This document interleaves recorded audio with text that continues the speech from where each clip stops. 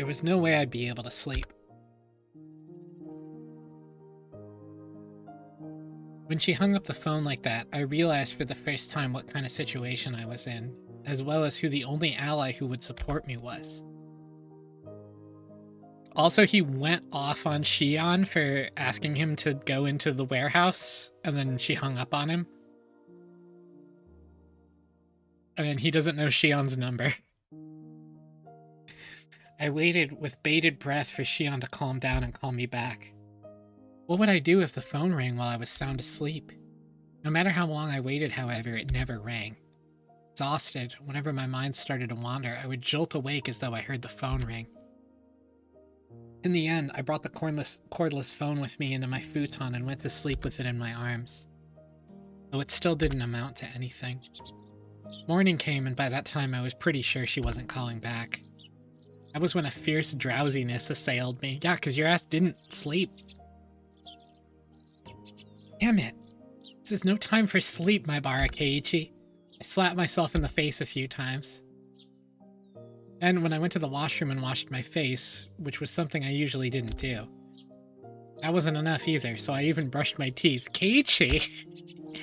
After that, I was finally wide awake. This is the 80s equivalent of e-dating, truly. When Mom saw how strange I was acting, her eyes went wide. What's wrong, Keiichi? Are you going somewhere today? Going somewhere? Yeah, to school.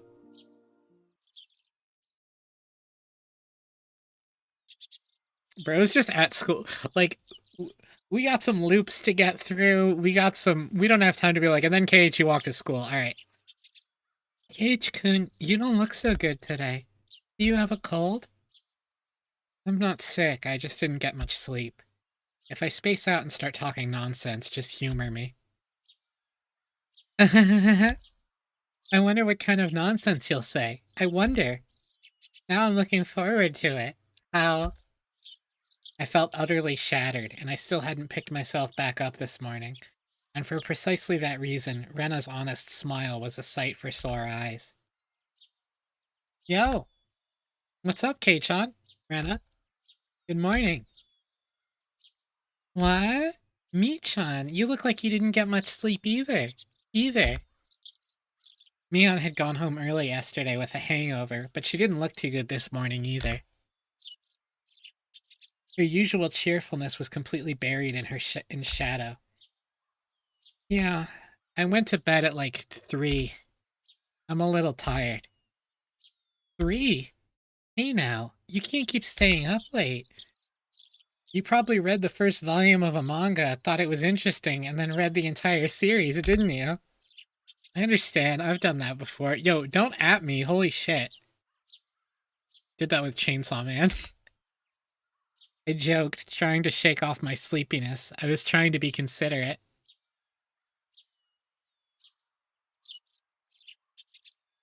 I blinked for longer than usual. Oh, they snuck into that storage building? Yeah. Takano and Tomitake are fucking dead. And, Shion and Keiichi think that they're gonna get demoned away. However, neither Mion nor Rena smiled. In fact, they didn't even pay attention. Yeah, and Tomitake died in the exact same way. Rena's expression immediately darkened. What? Wait, is it about the mayor? He still hasn't been found? Akano did not get demoned away this time, no. She was found burned to death in an oil drum, and Mion was drinking, allegedly, yes. Nope. Hey, wait a minute. What are you talking about? You can't find the mayor? Even the classroom, which was normally bursting with bright, joking voices, seemed filled with a different sort of murmur today. Good morning, Keiichi-san. Have you heard? It looks like something terrible has happened. I don't really know this mayor person, but he's an old guy, right? Couldn't he just be wandering around senile? Keiichi. The mayor is certainly not senile. He's a sprightly man who can teach both calligraphy and swordsmanship. He probably got lost somewhere, like me. I lost Rika. Oh, I want to take you home with me. Getting lost is only cute because children like Rika-chan do it. Worn out old man getting lost isn't moe in the slightest. While my mind entertained dumb thoughts like that, our teacher arrived. Everyone rushed to their seats.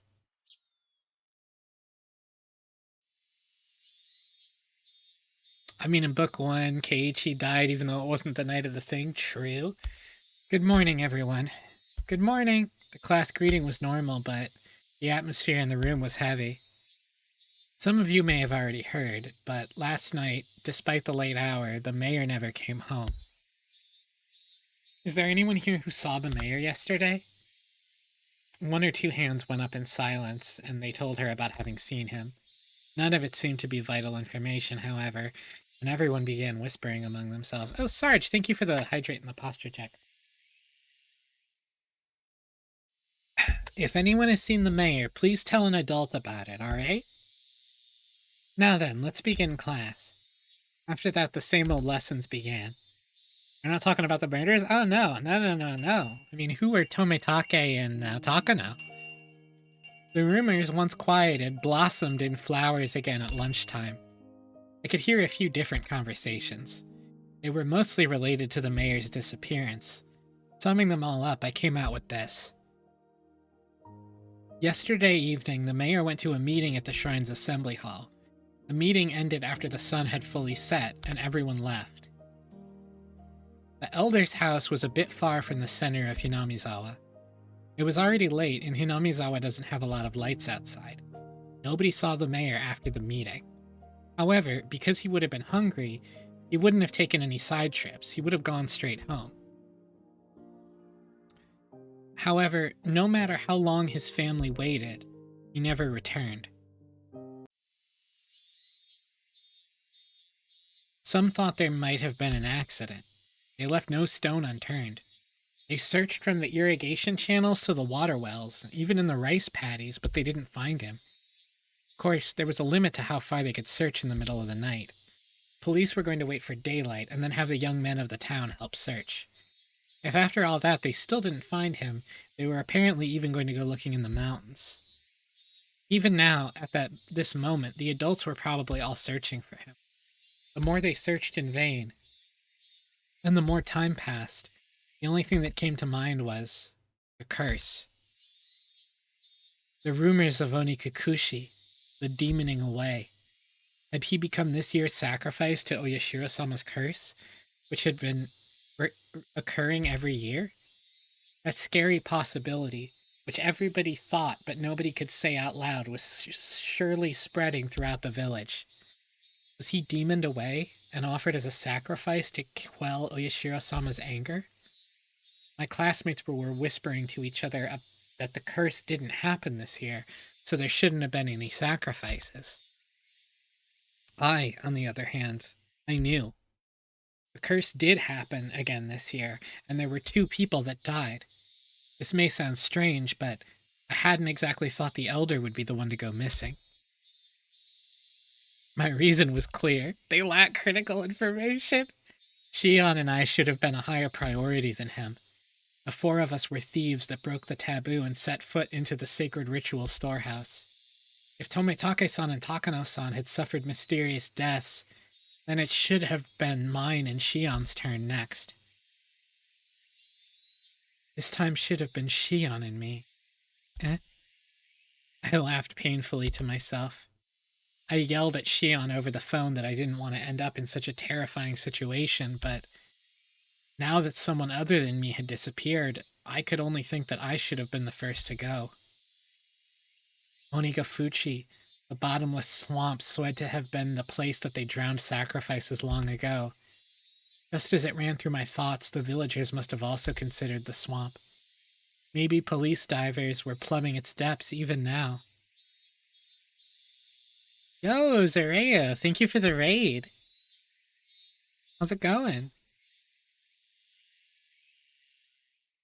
How was your stream? I hope it went well. Please follow Zareo if you haven't done so already. What'd you play tonight? Welcome, Raiders. I'm Proxy Askew. I'm an alien. I'm a VTuber. Play a lot of RPGs and fighting games and visual novels. I'm doing all of Higurashi now because I'm a mad woman. Yo, what up, Zero? Keiichi is, at the moment, mostly behaving himself. Yes, this is true. They probably wouldn't find anyone. Not a single missing person had ever been found. They'd always suspected Onigafuchi, but not once have they ever turned up a corpse from it. Ooh, Fear and Hunger 2 Termina. I'm getting dangerously close to trying it. It has piqued my interest really hard. What'd you think of it? After all, it was a devilish bottomless swamp from which no one who sinks can ever return. I could hear someone telling their friend that in the classroom. Now that you mention it, Satoshi-san, he left around this time last year, didn't he? Huh? Satoshi? I've heard that name before. He was... right, he disappeared because of last year's curse. The conversation was happening in the seat next to me, so I could hear it clearly. Didn't we search the whole village like this for Satoshi-san too? We didn't find him either. What did we decide that was? A demoning away, right? Yeah. I heard he withdrew all his savings and ran away from home. Someone from the police said there was someone who saw him get on the bullet train at Nagoya Station. Ran away, huh? I wasn't that interested in the reason, which seemed understandable in this case. Yeah, I've watched some Fear and Hunger videos. I've seen that it does it's one of those situations where it just has every content warning in the world. I've heard there's like a streamability patch that cuts a lot of that out, though, so I might look into that. Everyone else who disappeared had their own reasons, too. Either they were still on the run because they were criminals, or they were a corpse that couldn't be found. It's not like any of them suddenly disappeared into thin air for no reason. Yeah, Termina seems a lot more tactful than the original Fear and Hunger. But they disappeared. Someone disappeared whenever the curse took a life, as if by design. They may have had various understandable reasons, but they still disappeared. From that point of view, it really might have been a demoning away this time. The mayor's disappearance was the first such incident without a clear reason behind it. Of course, coming to that realization didn't help to resolve anything. It looks like I messed up the seasoning today. Sorry. Normally, Rena would have devoured her lunch immediately, but today there was still a ton left. That wasn't because Rena's lunch didn't taste good or anything, though. That isn't the case. Your lunch today is as delicious as always. Sadako dips her chopsticks into Rena's bento box and pulls bits of food out one after the other. Yes, delicious indeed. Today in particular, in fact. Huh? You know these are pumpkin croquettes, right? Are you okay? Yes. If it's your pumpkin, then it's delicious. Did Sadako dislike pumpkin? Regardless, she forced herself to smile and shoved more into her mouth. Bruh, these moments are so sweet. I cannot pretend that I don't love the Hinamizawa Games Club. I love these 5 kids so much. Oh my god. Yeah, Zareo, Umeneko is... It is so fucking wild, and it's the best. I love Umeneko. I'm gonna endanger my Twitch channel as much as possible by playing Umeneko after I finish Higurashi. Everyone knew. Nobody's lunch tasted very good today. Sadako kept shoveling it down, repeating her remark on how good it was. If it's that good, then I guess I've got to have some too. Sadako's gonna eat it all if we let her. It's just so good. I would certainly like it if Keiichi-san were to eat some as well. Well, sometimes I have to show my adult generosity, right? Okay, don't hold back on my account. Eat enough for the both of us today. Uh, she really, really hated pumpkin, didn't she? That made it all the more touching to see Sadako's own brand of generosity. I grabbed her head and started stroking it.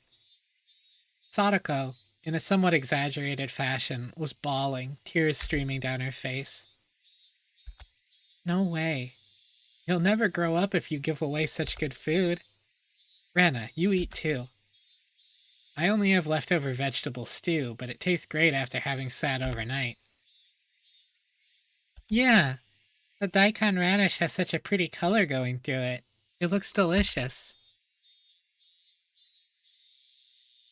Rika and Sadako are like single digit age. Or maybe they're like 12. I can't remember how old they are. They are younger. Um they're somewhere between like 8 and 12.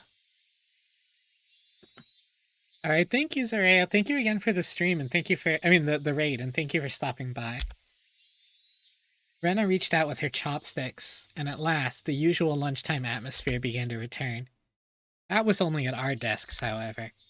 The dark tales of Oyashiro-sama's curse, which had recurred for 5 years in a row, didn't cease. The whole classroom remained stuck in this somber mood. Oyashiro-sama's curse had happened for 5 years straight. Everyone had wanted the previous year to be the last. What was Oyashiro-sama's curse, anyway? They were going to build a dam in Hinamizawa. The people building it were bad, so they were cursed. I would admit that much. Still, the dam project was frozen years ago, wasn't it? So why was the curse stubbornly persisting? I hit myself on the cheeks to perk myself back up. Everyone was trying so hard to brighten the mood. I couldn't go straight back to thinking about the curse like that. I forced the grim story out of my head. Driving Uyashiro-sama's curse out of my thoughts was actually a good idea. In the end, that meant I would be driving away the most terrifying thought of all, that I could be the curse's next target. Yo, Salamandric, good night. I hope you sleep well. Did anything happen with Rika after Keiichi found out she made a mistake in her dance? No, nothing came of that. Keiichi just like immediately felt bad because he's like, oh, I fucked up immediately. Mion's taking a while, isn't she? How long does it take to wash your hands? Mion had said she was going to wash her hands and left, and she hadn't come back yet. She's probably taking a little afternoon nap somewhere. I think she was up pretty late last night looking for the mayor after all. I smiled wryly and let out a sigh.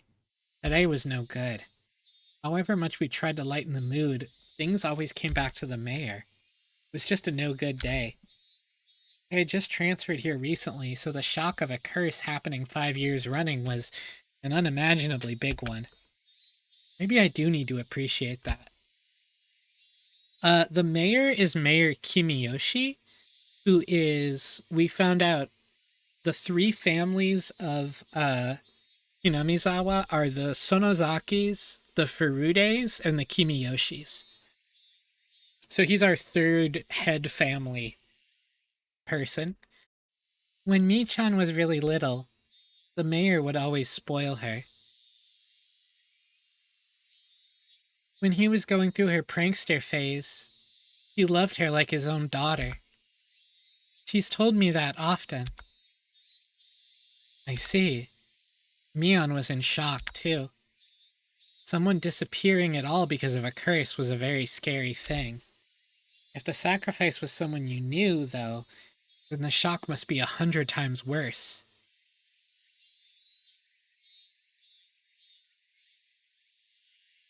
Did somebody knock on Keiichi's door? I genuinely forget. And then the younger relative who called to see if he had been there? Yeah, somebody did call. Akimiyoshi did call looking for their old man. Sadako, as if she'd come to the same conclusion, bit her lower lip and looked downward. Oh, Rika-chan is taking a while too. Maybe they're taking a nice afternoon nap together. Rika wasn't out that late. As soon as she yawned, everyone gathered around her and started saying, "Good night, good night." Akimiyoshi called, and asked if anyone at Keiichi's place had seen their old man. Now that she mentioned it, there were a lot of old people rubbing their prayer beads in fervent gratitude towards Rika-chan during the festival, too. An image of the indulgent elderly came to mind. Had Rika-chan discovered a way to get herself to be pampered like that? Is there a reason the old people treat Rika-chan like an idol? Is she their ideal image of a granddaughter or something? I don't know anything about that. But I want to see Rika-chan yawning. It's probably all like, "Blah. How? I want to take her home." I don't personally think it's that cute. It's more of a "glah," and she opens her mouth really wide so you can see the back of her throat. Her throat, the thing in her throat, all wobbly. Glah. Rena's handy at times like these. I finally managed a heartfelt laugh. Oh, right. I'm on day duty today, aren't I? I need to go water the flower garden. The garden is right outside the teacher's lounge, too, so they can immediately tell if you don't do it right. I think Sadako-chan is cute, not only Rika-chan. Ooh.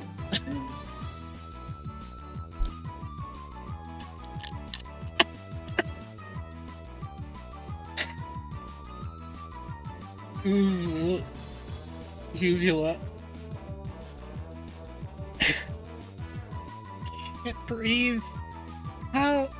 I got a glimpse. It was so cute. Did she just force Sadako's mouth open to look at her uvula? Bro. This girl is...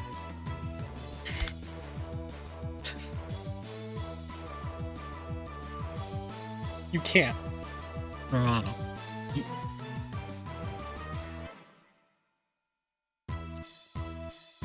Hey, Marana. Cute uvula. I can't. This is what it's come to. Rena was squeezing her hands around Sadako's neck and trying to get a look into her throat. You know, Rena is... I can't say it out loud, but she's a notorious censored, isn't she?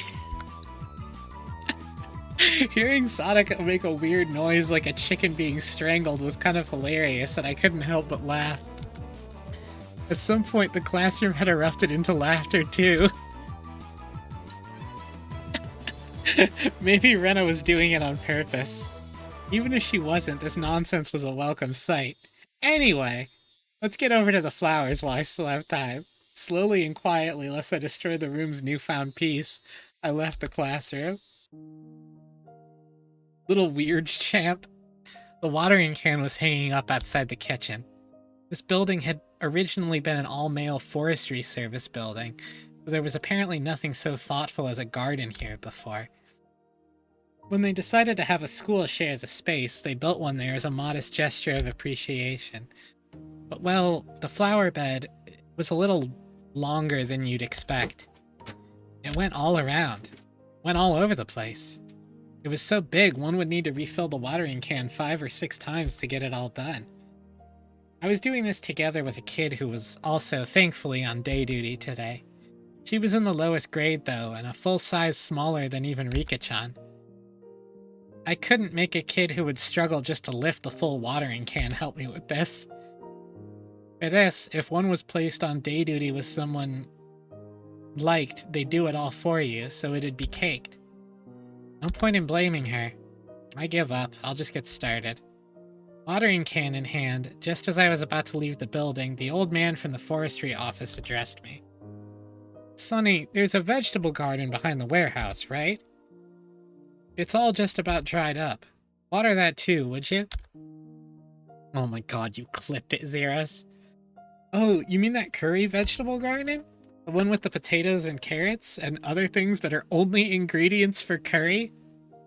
Oh, I see Keiichi's curry brainwashing was canon, and it happened. It's definitely the personal garden of our curry-loving teacher, but making students responsible for its upkeep is getting them involved in her personal affairs. I couldn't say that to his face, though, so I gave up and decided to carry out my day duties. The sunlight out front was strong. The great chorus of cicadas was strongly underlining how nothing was different today than yesterday. I passed by the classroom, and I didn't know how it happened, but Rena and Sadako were in the middle of a huge melee. While I was gone, the kids had arranged all the desks in a circle, forming a ring while everyone was cheering them on. Yeah, that's how it should be. Once school ended, we would need to return to reality, where talk of the Elder's disappearance would once again be all over the place. Rena like, I'm finna jock kick this 8-year-old. I wanted everyone to forget about everything and have fun, just like yesterday, if only while they were at school.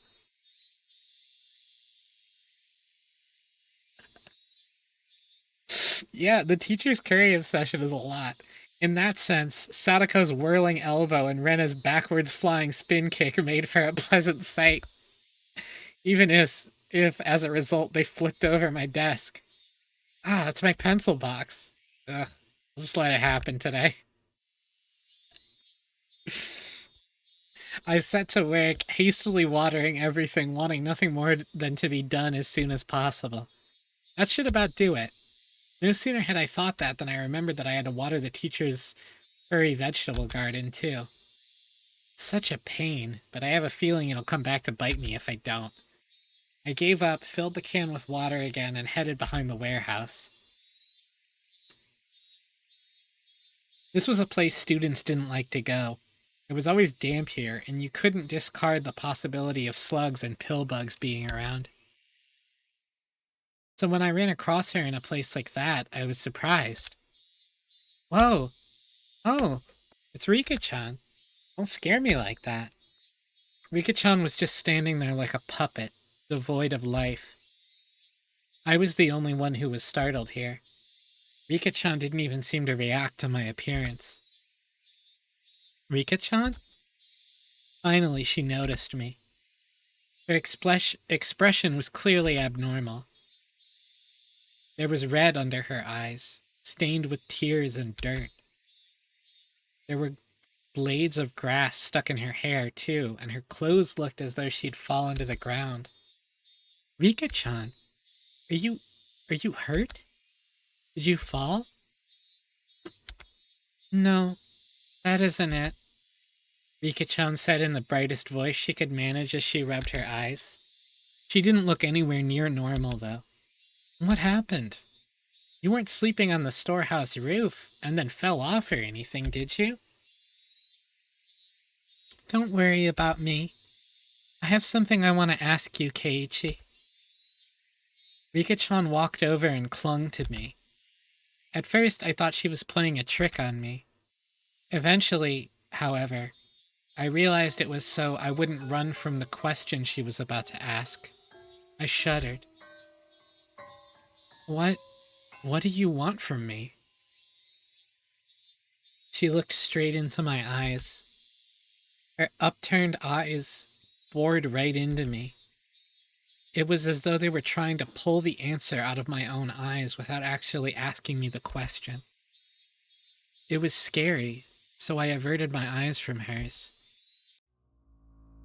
Keiichi, did you do something bad on the night of the festival? My body gave a jolt from its very core. Rika-chan, who was clinging to me, might have felt my shiver. A nervous tingle crawled up from my feet, and after going up my back and freezing my entire body, it made its way into my brain.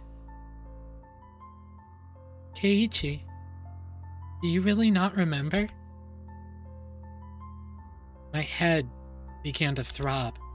I don't understand anything. Mion asked me. Oishi-san asked me. Shion asked me. And now Rika-chan was asking me. We thought nobody knew about what we did last night, but in fact everyone knew? They all knew, and they came to ask me. Again and again until I admitted it. When I thought about it, it was pretty clear the whole thing was out in the open. After all, don't Tomitake-san and Takano-san's deaths prove it? Keiichi? How should I respond? We never should have entered the Forbidden Storehouse. And even though I regretted it so much, was she saying it wasn't enough? However, I had all but decided what I was going to say. I'm not exactly a good kid, you know. I've done lots of bad things, so I can't remember anything specific. Just as I had with all the others, I evaded the question. Rika-chan stared up at me with innocent eyes. Her eyes were so painful that I had to look away. After a few moments of mutual silence, Rika-chan released me. I'm sorry for asking you something strange. Please forget about it, she said, smiling her usual smile. Then, tap, tap, tap, tap, she went running off, as if nothing had happened. As she retreated in silence, I could only feel her accusing me. Rika-chan! If she didn't hear my voice, then I was going to give up. However, she heard it. Rika-chan swiveled around and waited for me to continue. I was the one who had questions now. Still, asking any of them could just be a half-assed way of admitting what I did. Hey, Rika-chan. What is it? If everyone knows anyway, then I should be able to at least ask this, right? Why is everyone asking me about the night of the festival? At evening, had I done something that wrong? I felt plenty sorry about it, and I only looked anyway.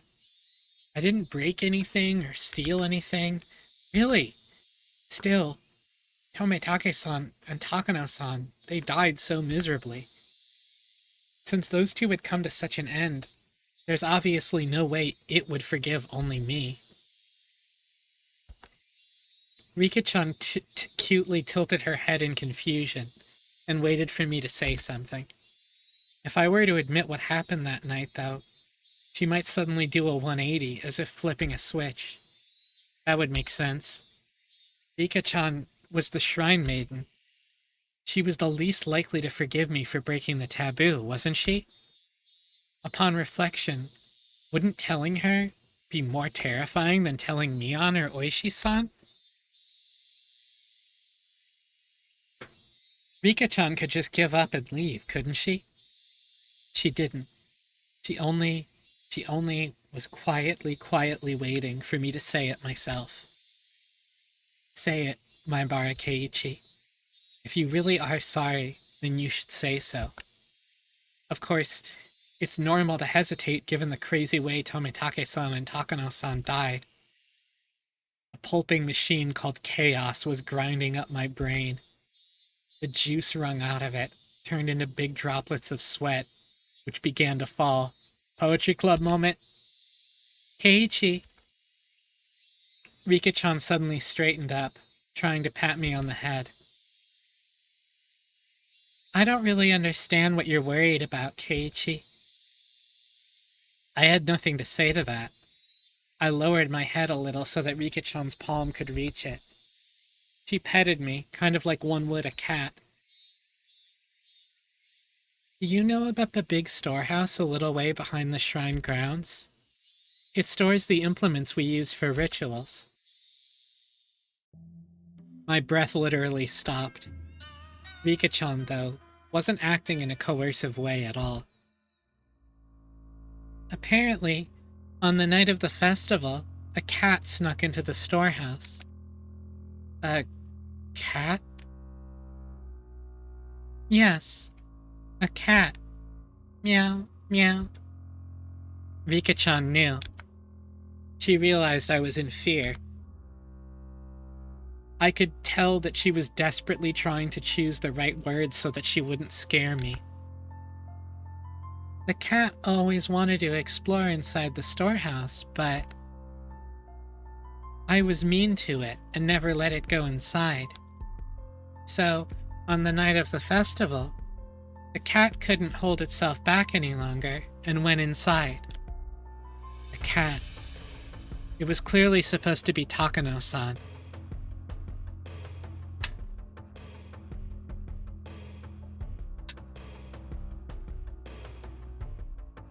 Oh, thank you for the hydrate, Sarge.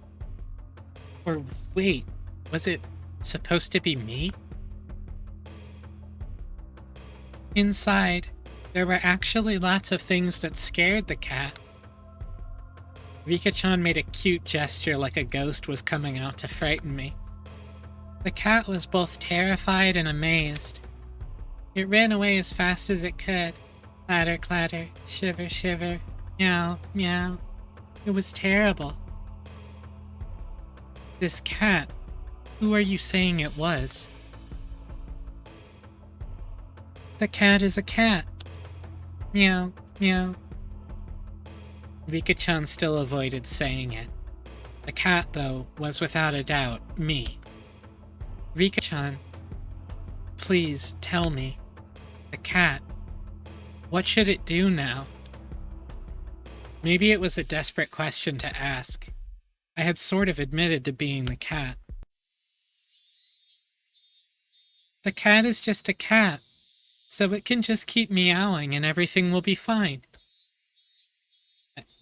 Everything will be fine? That's stupid. Shouldn't it just keep meowing? Jeez. Rika-chan and I put together an entire conversation using cat as a code word. I didn't say it directly, but I had already admitted it. I didn't want to end up like those two. I didn't want to be a sacrifice, like Shion said. That's what I thought, so I stubbornly remained silent. But now, that's enough. It can't just keep meowing. The dog saw the cat, making mischief and sneaking inside. The dog. That's right. It was the dog. It keeps coming to the cat and trying to get it to say that it snuck inside. Keiichi has that dog, dude. After I said that, Rika-chan's expression clouded over. She was trying to hide it, but I had already noticed her eyes darkening. Rika-chan, the silence was frightening, so I spurred her on. At that point, Rika-chan grinned. It's all right. I'll protect the cat. Huh? I thought for a moment that I had misheard those words, so dependable they were. The cat is really scared, but it really isn't all that bad.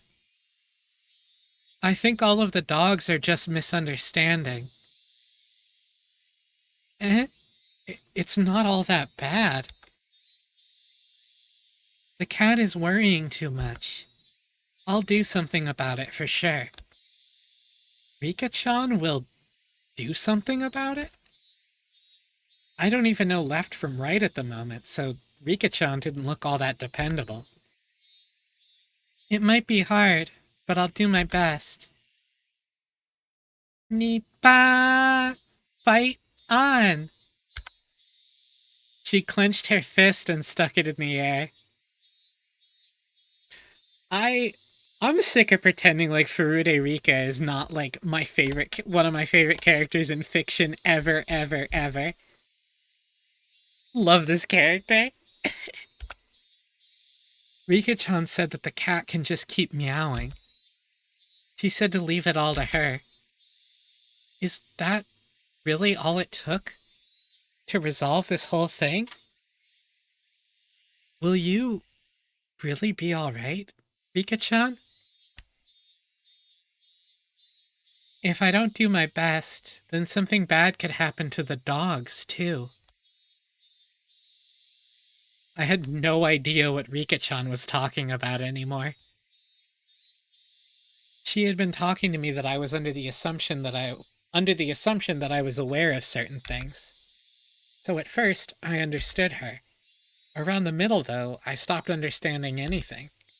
However, one thing I did know was to not worry and to leave it to her. Rika-chan straightened up once again, patted me on the head, and smiled. I was so moved by that reassuring feeling that I couldn't help but start to cry. I'm sorry. The cat, it was really just a little bit of mischief. It didn't think any of this would. It's too much of a scaredy cat. That's why it never should have seen the storehouse. She was right. It was far too shocking for someone to see based on a little bit of interest alone. That's why they made it so difficult to look in the first place, wasn't it? Rika-chan, what will happen to the cat? Two of the cats that snuck in, well, that night, I'd heard Tomitake-san and Takano-san's deaths were being kept a secret. Rika-chan might not have known about it. Tomitake and Takano? I gave a start at the sudden mention of actual names. Though it's weird to do that at this point. You should forget about them. My spine froze again. Forget? Yes. It won't do you any good to remember those two, Keiichi. The more you think about it, the scarier it will get. So you should forget about them as soon as possible. She said something so enormously terrifying, without letting the smile on her face waver at all. I don't know where you heard about it from, but you should forget everything. Make your mind as clean as a scrubbed bathtub. Forget? Rika-chan, you know, don't you? You know how those two died. No matter how they died, it has nothing to do with you, Keiichi. Rika declared this in a flat voice. Nothing to do with me, so forget about it. The girl before me, she was innocent and lovable and even seemed trustworthy, but suddenly she took on another dimension. Don't get involved with their deaths. I'll help you, Keiichi. Those two contradictory statements twisted and distorted my image of the girl in front of me. What about Shion? What'll happen to her? It might have been dangerous to mention Shion's name, but I couldn't stop myself from asking. Rika-chan saw through everything anyway. There was no way I was going to fool her or keep anything from her at this point. The younger of the sister cats? Meow, meow. Yeah. The little sister cat. Rika-chan appeared to think upon this for a moment. It was hard for me to endure even this momentary silence. The big sister cat is angry. The little sister cat did something bad, so she's really mad. The big sister cat. That could only mean Mion. I recall being questioned by her yesterday. Keiichi, the big sister cat is not in a good mood at all. I think we should leave her alone for a while. Not in a good mood.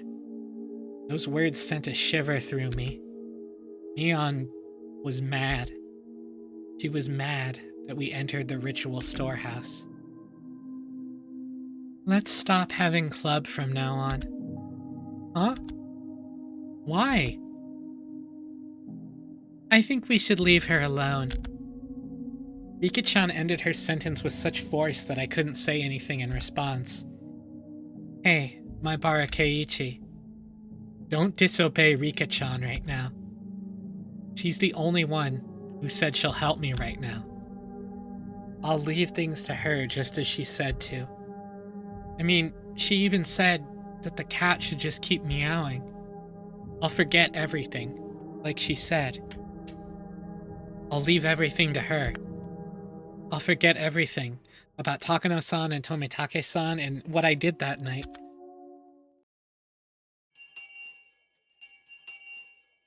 Just then, we heard a bell far away, marking the end of our lunch break. I guess we should go back to class. Eiichi. As if she had noticed how miserable I was, about to leave everything to her and flee the scene, Rika-chan called out to stop me. If the misunderstanding dog comes to try and bite the cat, please tell me, okay? The misunderstanding dog. She put it in such a cute-sounding way, but the true meaning behind those words was an eerie one. Who is the misunderstanding dog? The dog that bit the mayor. I don't know why it did that. If it was going to bite anyone, it would have been the trickster cat first. The flow of blood in my body felt like it completely stopped for a moment.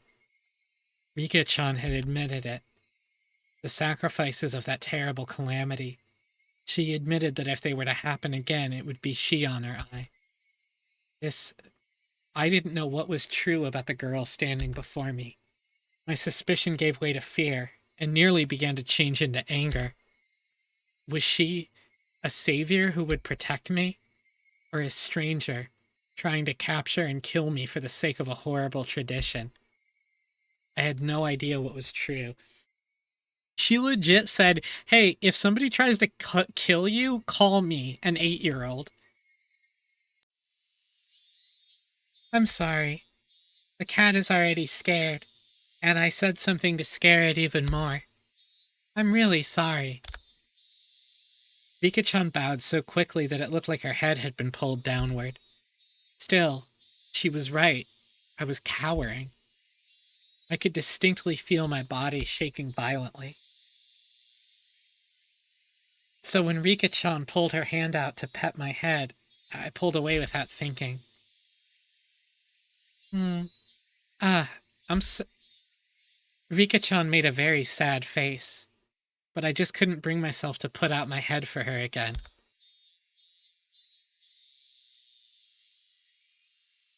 Keiichi, that sounds like a personal problem.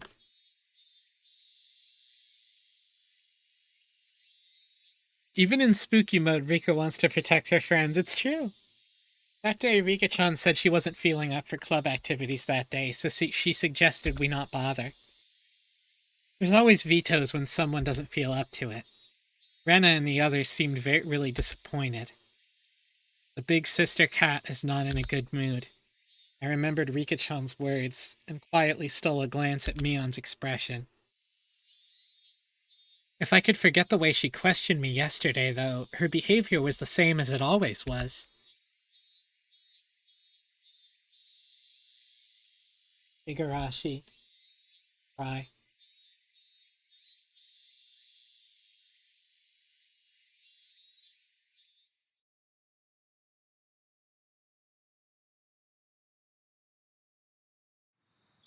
Mion did go spooky mode for 1 minute, yeah.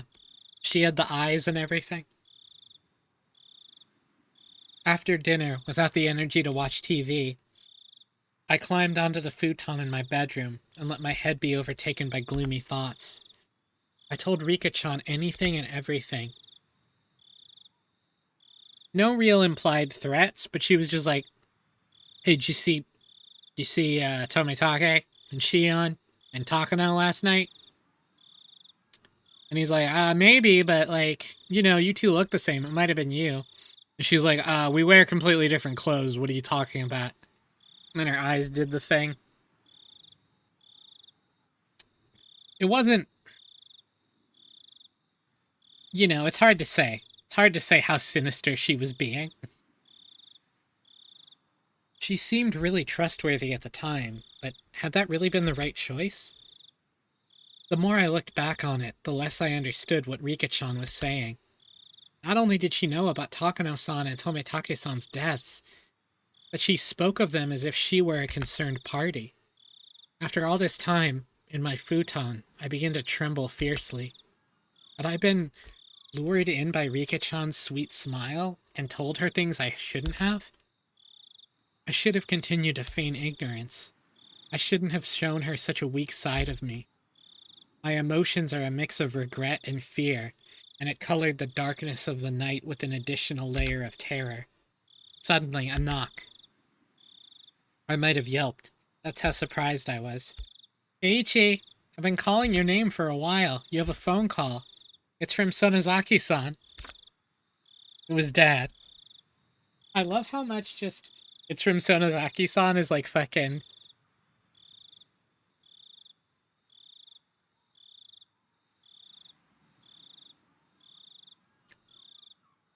Games has hit on something big here, which is,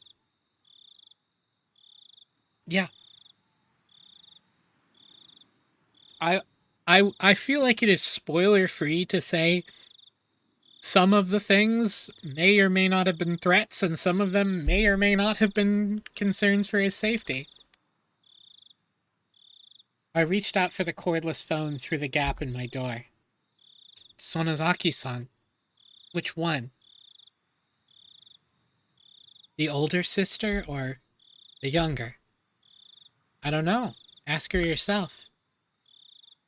I took the receiver and buried myself in my futon again. Hello? Mion? Or is it Shion? It's me. Shion. Good evening. I practically jumped out of bed. It was Shion, who I hoped so desperately would call me back last night. Shion, sorry about last night. I got all riled up. I heard what sounded like a deep sigh on the other end. You and me are in the same position, aren't we? I shouldn't have blamed you for everything like that. I'm sorry. I'm sorry, so please cheer up. I called you because I'm in a better mood. If you're sorry, then I'll forgive you, so please stop apologizing. Shion's tone still sounded a little angry, but for the moment she said she'd forgive me. You're right, too. We're tied to the same fate. Making sure the other is alright is the only way to guarantee our own safety. Yeah, I agree. We absolutely need to share whatever information we have, so that we don't die, like Takano-san and Tomitake-san did. I forced myself to swallow a solid drop of saliva. Then, let's continue from where we left off. You'll listen without getting angry this time, right? Yeah, I'll be fine. Firstly, it seems sneaking into the ritual storehouse was more of a taboo than we thought. Takano-san and Tomitake-san's miserable ends, terrible enough that you could call them a warning. They were more than enough to make me believe that. The culprits killed those two, the ones responsible for sullying the storehouse, and they'll come for us next. I know you want to deny that, but please accept it. It'll be too late to believe me after you've already disappeared, okay? I got it. You can never be too careful, after all. I don't want to accept it either. To think that sneaking a peek at that museum of torture devices deserves a death like that, I don't want to believe it. That's what a taboo is. For those who honor it, if one breaks the taboo, no matter how small or innocent their intentions were, they wouldn't be forgiven. Let's report anything we notice that seems strange. If we connect all the tiny pieces we have, then just maybe we'll find out who killed them, or maybe even the truth behind the incidents of the previous years. Maybe we could find the key that'll resolve everything. You're right. You're right about that. All I was doing was waiting in fear, but Shion had already thought that far ahead. Given how trustworthy she felt, I became embarrassed over how passive I was being. Then I'll start, since I suggested it.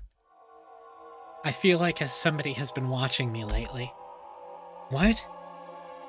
It might be my imagination, but I'll tell you anyway.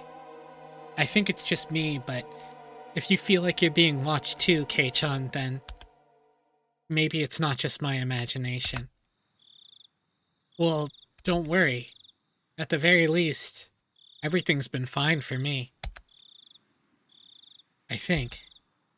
As I spoke with Shion, I thought back on today. I had no grounds to say that everything was fine. I see. And I suppose it was my imagination. But you be careful too, Kei-chan.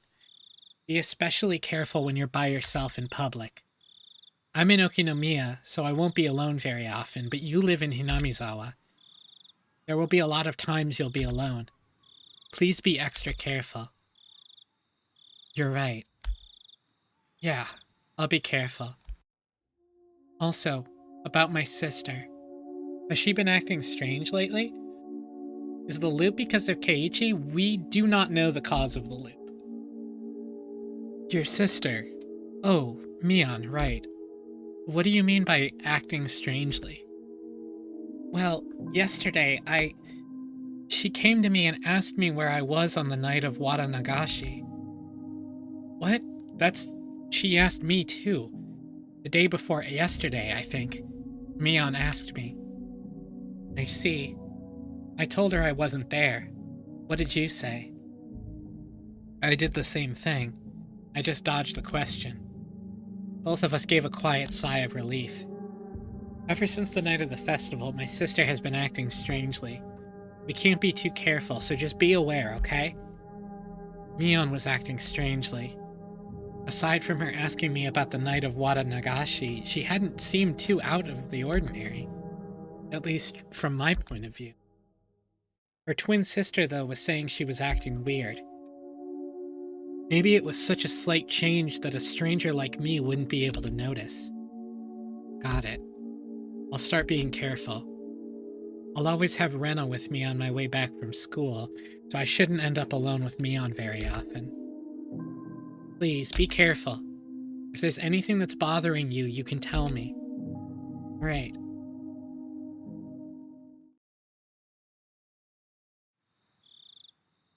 Okay, then is there anything you want to tell me, Kei-chan? My turn. That's right. Maybe I should report on Oishi-san asking me that same question at the library. One person acting strange after the festival in every story. Is that going to be the pattern? Hard to say, but it does fit so far. Oh, that time when you were too slow to escape? Yeah.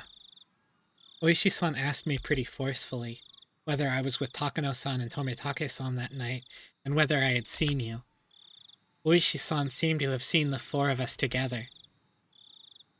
From the police's point of view, that would make us the last people who had seen them. I suppose, given that, it's only natural they'd be interested in us.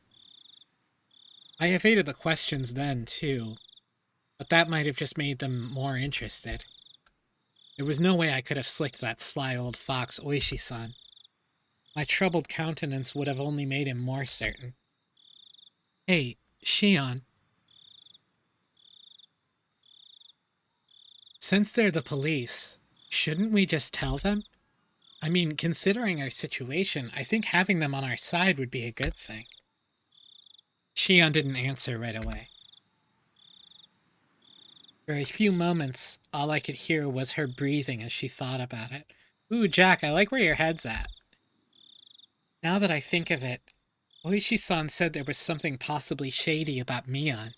At least, I think that's what he said. Yeah. Yeah, he definitely did. As I explained yesterday, the Sonozaki family holds a lot of influence over Hinamizawa. Oishi is under the impression that the whole village, with the Sonozaki family at the center of it all, is responsible for the recurrent freak deaths.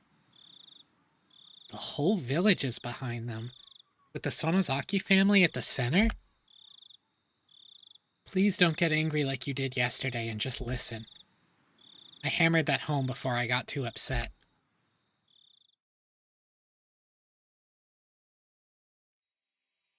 During the Hinamizawa Dam Wars, the priest who everyone was anticipating to lead the anti-dam movement acted as though he were unrelated, so the Sonozaki main house rose up to take charge. My sister told you about all the battles that happened, right? Yeah. All of Hinamizawa got together and fought as one.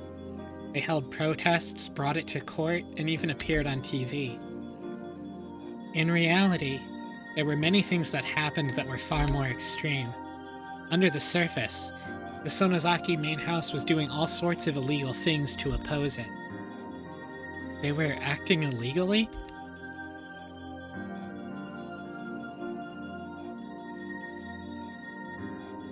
Interesting thoughts in chat. For example, they would sneak into the construction site in the middle of the night and steal equipment, or break it, or put sugar cubes in gasoline tanks of the construction vehicles. Well, that's all cool to do. Sugar in their gasoline tanks? Why would they... You don't know? It's practically the representative guerrilla tactic. It was used by underground organizations in France in World War II, for one. When you put sugar in, the engine gets burned out and breaks down. That's pretty bad, though, isn't it? Dude, it's fine. No one, dies. It was destruction of property and nothing less. Keiichi, stop being a fucking bootlicker. What if Rika isn't actually Rika? Mirana, that's... There's been a lot of talk about people being... You know, the Rena that isn't Rena. All that kind of stuff. Keiichi talking about the other Keiichi? When they beefed up the guard at the construction facility, the family turned to attacking important construction personnel who worked there. The government officials who had given permission for the construction, for example, received all kinds of threats. Not just people from the prefectural office either. Apparently this reached as far as the Ministry of Construction. As far as I've heard, they even kidnapped a child once. Kidnapped? Yes. The child of an important person in the Ministry of Construction who was in charge of the Hinamizawa Dam got spirited away. Then, one day, all of a sudden, he was rescued in the Takatsudo Mountains, which were upstream from Hinamizawa. Apparently, there were never any criminal accusations, but people whispered that it had been a threat to stop the dam construction from happening. Besides that, there are stories about so many different threats that I couldn't possibly list them all. Keiichi's family did move here. It's true. Wow, that's sort of bad, isn't it? Right in the middle of the whole thing, the first incident happened. That's when the dismemberment of the construction manager occurred. People whispered that the Sonozaki family had brought out the principal offender, but of course he fled and they still haven't found him. When she put it that way, the Sonozaki family definitely seemed suspicious. Oishi-san even seemed to think that the criminal was erased so he wouldn't talk, which is pretty reasonable of him. It's even enough to make me think that the Sonozaki main house is doing some really shady things behind the scenes, even though I'm related to them. Are you telling me to believe that? That the Sonozaki main house, where Mion lives, has done all those bad things? You're telling me to believe it? Even if you don't, Kei-chan, the villagers do. While they opposed the dam in upright and lawful ways, the Sonozaki house did the dirty work for them. Everyone believes that they fought at the front so they'd take the brunt of the criticism. So they're respected as sorts of heroes of darkness. I don't know, they seem kind of based. I think I only really know one part of it. For example, the really bad stuff like the kidnapping. I think only a handful of people even knew about it, including Grandma. The Sonozaki family is secretive after all. Secretive, huh? Family so unforthcoming that even Shion, who is related to them, doesn't know everything about them. The Sonozaki family. Unlike Shion, her older twin, Mion, was deeply involved with everything, and that was not a fun thought to entertain.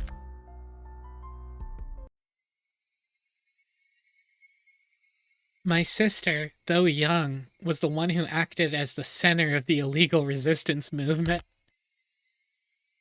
Mion was? What do you mean? Well, our dad is a big-shot Yakuza. Even when she was little, my sister managed to subjugate a bunch of young street rats. Then she played all sorts of tricks on them and just generally got in their way. Mion did that? Now she's pretty laid back, so it might be hard to imagine. They put her in charge of everything, from property damage to threat and even acts of violence. Though since she was a kid, they could get her released pretty easily. She learned that her age could be used as a weapon. It may have been indiscreet, but I couldn't help but chuckle dryly. I mean, Mion did get arrested a bunch of times during the dam war. In Onikakushi, Oishi told us that. Unless Shion and Oishi are both lying in different timelines, then that is true. She may have been young, but she was certainly still Mion.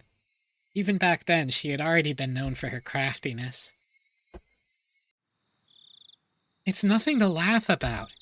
Please, take this seriously. Brother, that sounds like older people using a child to do dirty work. It kind of does sound like that, doesn't it, actually? Sorry, I didn't mean to. Shion had gotten pretty angry at me. Well, her delinquency soon got her into a position of authority in the Sonozaki main house. It's not unthinkable that Oishi suspects them for the dismemberment incident and the later ones, too. For a few moments, I was dumbstruck at the tales of Mion's past. None of them matched the image I had of her. A younger Mion dirtying her hands with all sorts of crimes, giving the dam construction project hell. As the successor to the Sonozaki main family, she was always at the right of the center of the vortex of strange incidents occurring year after year. Is that really the Mion I know? Maybe the one I know isn't the real Mion. I couldn't figure it out. I couldn't bring myself to accept these images of Mion I was hearing from another person. Well, back to the main subject. I just wanted you to know that my sister is someone worth being cautious around. Please, be careful. I didn't want to understand. Mion was a fantastic friend. She would never do something to back me into a corner like that. She did ask me pretty harshly about the night of the festival, but even then, it wasn't like she said it in a mean way or anything. Yeah, her eyes got the reptile effect on them, but that's just a stylistic choice, right? Alright, I'll make sure to be careful. We're sisters related by blood, but within the Sonozaki family, we're basically of a different class. I want you to recognize how distant they are from me. Please. The more Shion tells me about Mion, the less I understand who Mion is. The Mion I know wasn't a dangerous person. She joked around, smiled a lot, and was full of passion. Now that I realized I held such a view towards her, Shion was telling me to change it. To be careful around the best friend ever. To doubt her. The idea was very sad and painful. Now, about Oishi. If you think it's a good idea, I think we should give him the information he needs. I think getting the police on our side will work in our favor. You thought so too, Shion? It's just, at the moment, like I explained, the police already have their eyes on the Sonovezaki family. Oishi, in particular, completely believes that they're the masterminds behind the serial incidents. That includes me, of course. So, I don't really want much to do with Oishi. I see. If Oishi-san's found out about the Sonozaki family's strife-filled history, then he probably wouldn't be very happy with Shion either. At last, I understood Mion's instinctive dislike for Oishi-san.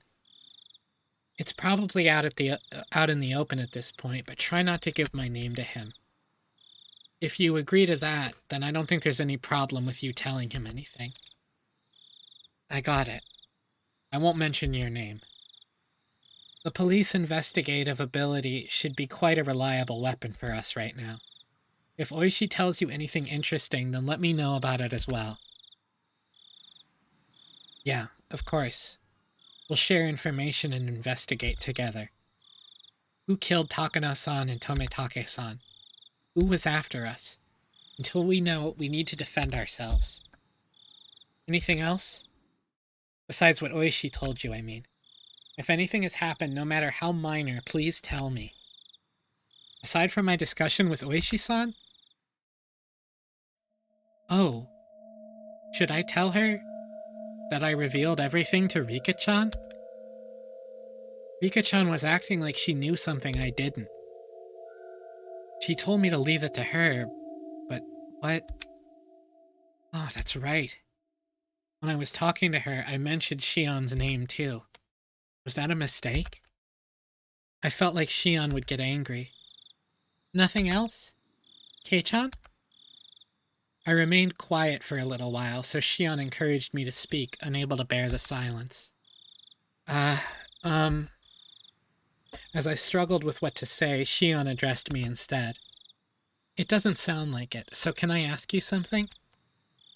I just heard this myself. Is it true that old man Kimiyoshi went missing? The old man Kimiyoshi? My gut told me that was the name of the mayor. And also your memories from today, you ding-dong. You mean the mayor? Wait, Shion, you haven't heard? I don't know anything. I just overheard my dad talking about it on the phone again. I realized I shouldn't have said that. Here in Hinamizawa, the things that happened around this time, when Oyashiro-sama's curse would recur, would all be covered up. Yeah, actually, last night after a meeting he didn't come home, so all of Hinamizawa was confused. They searched all through the village, but if they found him, then I haven't heard. The police should be searching for him as well. Why didn't you tell me something that important right away? She shouted angrily at me, bringing all her emotion to bear. Sorry, I thought you already knew. I didn't want to hide it or anything. The receiver was silent. Did Shion get mad again and hang up? Hey, Shion, hello? Kei-chan. What? What should I do? Shion's tiny, confused voice sounded like it belonged to a different person than the one yelling a few seconds ago. What's wrong? Tell me. We're not keeping secrets from each other, right? Shion hesitated for a long while, but then she confessed. I'm sorry. I didn't mean to hide it. It was just that, the conversation got turned around and... We're on the same side, right? I won't get mad, so tell me honestly. Shion still hesitated for a few moments. Then, in a resigned voice, she continued. Old man Kimiyoshi, I told him everything. Shion seemed to think I would yell at her right after that, so I heard her catching her breath. Contrary to what she thought, I was a little relieved. Shion had done the same thing I had when I had confessed everything to Rika-chan. So, in as gentle a voice as I could, as not to set her off, I responded, Old man Kimiyoshi, he's someone you feel comfortable confiding in, Shion? Yes, he would. When I was little, he was really nice to me. Shion felt the same pain as the rest of us from the mayor's disappearance. She had a different kind of strength from Mion, and as she continued, her voice sounded truly sad and pained. All I did was play tricks on him, but he would always just smile. He listened to anything I had to say. He was such a kind person. Calm down, Shion. It's not like he's dead, right? Don't lose heart so easily. Shion didn't answer. Even as I said it myself, I didn't think we'd ever find the missing mayor again. We probably wouldn't figure out if he was alive or dead. I don't believe anybody knocked on Keiichi's door. I think that was just a call from the Kimiyoshi household on the phone. Shion must have been thinking the same thing. That night, I told the mayor that we snuck into the ritual storehouse. Also that someone saw us and was out to get us. Does the mayor know how absurdly Takano-san and Tomitake-san died? Yes, he knew about it. I told him that they died by Oyashiro-sama's curse, and that I could be made a sacrifice to calm his anger. I just said it straight out. Right. What then? Old man Kimiyoshi didn't get angry. He smiled and told me that if I was properly sorry about it, there was no way I'd be demoned away. He was really smiling, and he told me to leave it to him. Until Shion stopped sobbing, I was unable to find any words for her. Oh, they think people are after them because they went into the forbidden ritual thing. Like, in this loop, Keiichi and Shion are fully on team. The curse is the residents of Hinamizawa killing people. I couldn't imagine what kind of person the mayor was, nor what Shion's relationship with him was like. Words of comfort, however, mean so much to us when we're about to be crushed by anxiety. Today, Rika-chan taught me that too. If someone who gave me such a sense of security were to disappear, then I could guess what kind of shock Shion was in. It's my fault, because I revealed everything. Stop it, Shion. It's not your fault. No, it is my fault. I told him everything. Old man Kimiyoshi found out about everything. So, he has to have been killed. It was right after I told him, after all. He disappeared the same night that I confessed, and he told me everything was going to be alright. He found out, so he became involved. I should never have told him. All of this should have just been our fault. Only the four of us. It wasn't something that I should have told to anyone else. He got killed because I told him. He got killed because he knew. He got killed because I revealed it. Hey, stop. If they were doing that, then they obviously would have killed you before killing the mayor. The order is all wrong. You or I should have been killed first. Why the hell would someone else get killed first? No, it's in order. They must be planning to kill us last of all. What? They're not killing the first people who come to mind. They start by killing those we're close to. And after they've caused us so much pain, they'll kill us. That must be what they're doing. I said calm down. Shion, you're in shock. You're panicking. The mayor's disappearance has nothing to do with you. It's unconnected. It's not related to Takano-san and Tomitake-san dying at all, either. My words came out as a scream, as if I were shouting them at myself. No, it is connected. It just has to be. I told him so he was killed. He got killed because he knew. I confessed it to him so he got killed.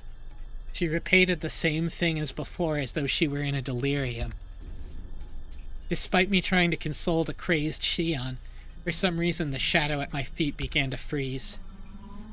From that shadow, a cold arm reached out, so cold it seemed like it would freeze even my heart just by touching me, and grabbed my ankle. The heat generated by my body, the arm was absorbing it.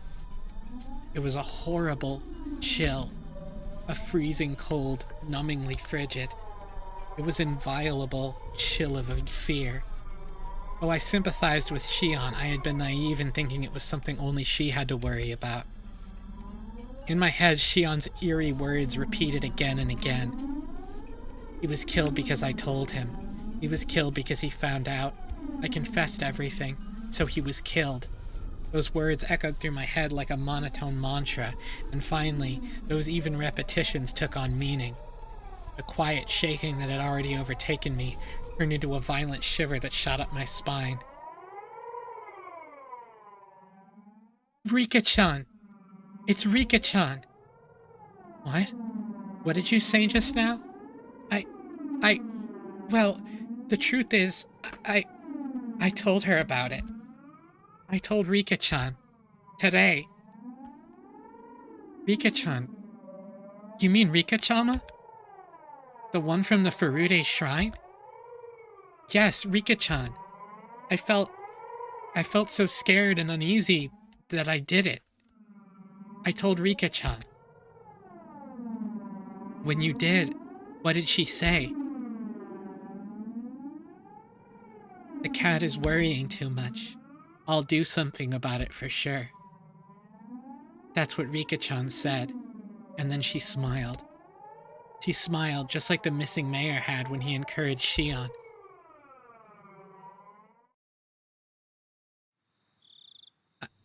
I'm sorry, Shion. I'm a bit... I'm worried about Rika-chan. Right. If you're that concerned, then don't worry about me. Please, go find out whether she's safe. Yeah, I'll do that. I'll call you again tomorrow at the same time. When I do, you'll know I'm still alright. I got it. I'll be waiting. Okay, bye. Sorry. I'm hanging up. I put down the receiver without waiting for Shion to say goodbye. The danger and Shion to myself was secondary at this point. My sixth sense was blaring alarms in my head. I don't like this feeling. It's really bad. It's definitely bad. Damn it. Please be safe. Rika-chan.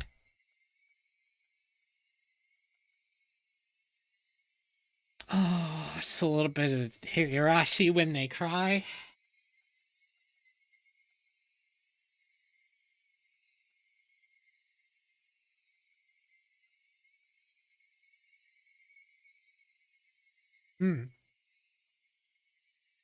Oh, thank you for the posture check on the hydrate.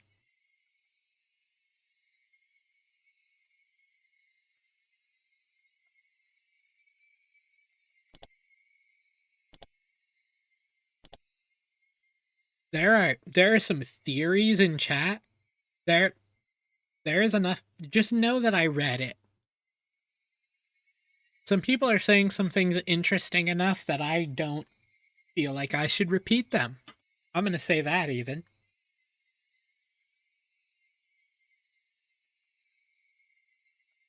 But there is some good theorizing going on in chat.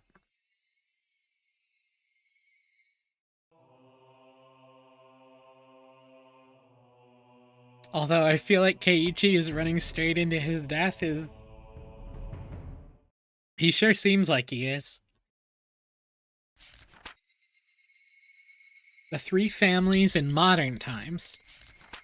As previously described, the three families' council today is a mere shell of democracy. In reality, it is a dictatorship run by the Sonozaki family. Both the Kimiyoshi and Furude families are far from their former glory, and it doesn't seem at all like they've maintained their ancient traditions. Only the Sonozaki family has retained their glory from the past, and has inherited many colorful traditions from the age known as Onigafuchi village. Even from the most recent verifiable example of Watanagashi that occurred at the end of the Meiji era seems to have been done under the orders of the Sonozaki family. refer to the three families' genealogical tree from the late Meiji. After the start of the Meiji era, the Sonozaki family wanted to push the development of Hinamizawa village, so they took a strong role in leadership. During the Dam Wars a few years ago, the Kimiyoshi family served as the chair of the opposition alliance, but this was in name only. In actuality, the Sonozaki family reigned as leader behind the scenes. People whisper that perhaps the Kimiyoshi family dictated the acts of opposition that could be publicized, and the Sonozaki family enacted those which could not. Even in Hinamizawa, they whisper that the multitude of unsettling incidents reported during the dam protests, such as the kidnapping of the famous head of the Ministry of Construction's son, had been carried out by the Sonozakis. So there's a second source on the fact that that kid got kidnapped. Additionally, they say that perhaps the Sonozaki family's secret maneuvering was responsible for the serial freak death incidents which have continuously occurred in the recent years as well. The serial freak death incidents are without a doubt the second coming of the traditional Watanagashi. They must be enacting the Watanagashi on the day of the original Watanagashi, which has fallen to the level of an ordinary village festival, in order to remind the villagers of the holy laws of Onigafuchi village. It's safe to assert that exploring the Sonozaki family is the fastest route for researching it today. If I can expose the contents of the Furude Shrine storehouse, I'd like to narrow my research target to the Sonozaki family next. The Sonozaki house is strictly guarded by security cameras on the premises, but thankfully, I've become acquainted with the sisters, Mion, the next heir, and Shion. I was like, wait a second, I read that wrong.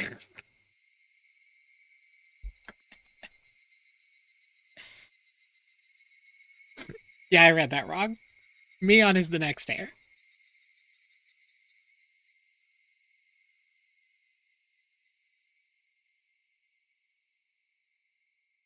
After all that, and Keiichi in Loop 1, I'm going to potentially add paranoia to my list of symptoms for really bad time post-festival throat tearing syndrome. I want this to be a breakthrough I can connect to my next line of research. And their punishment isn't over?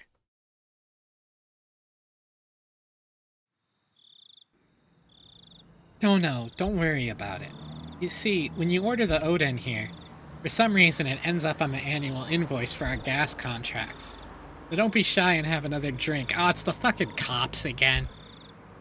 A man, red-faced, waved his hand to say that he'd had enough and disappeared into the brilliant neon lights in front of the station. Ume-chan, you should be taking notes.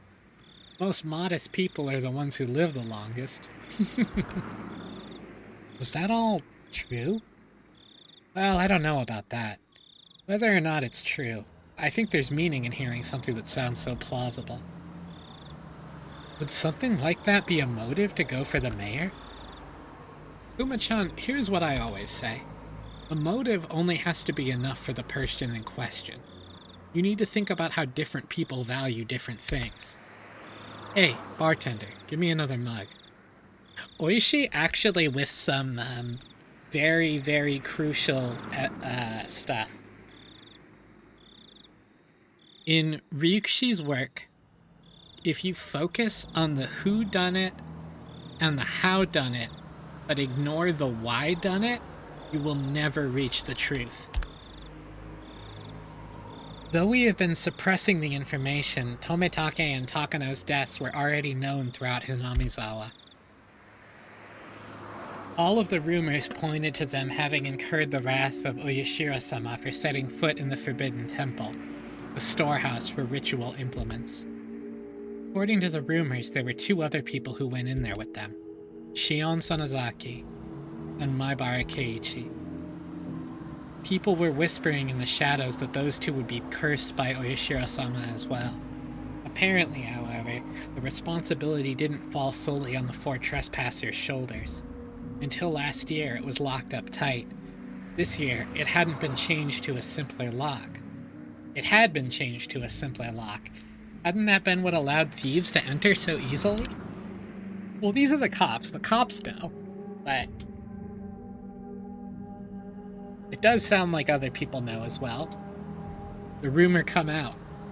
Those were the rumors going around.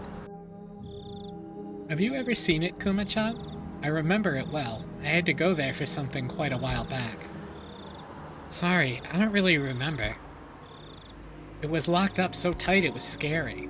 There were these really heavy bars holding it shut. It was sealed up as good as a bank vault, so the Saikuden used to be way more heavily locked up. This year, it was a very simple and cheap padlock.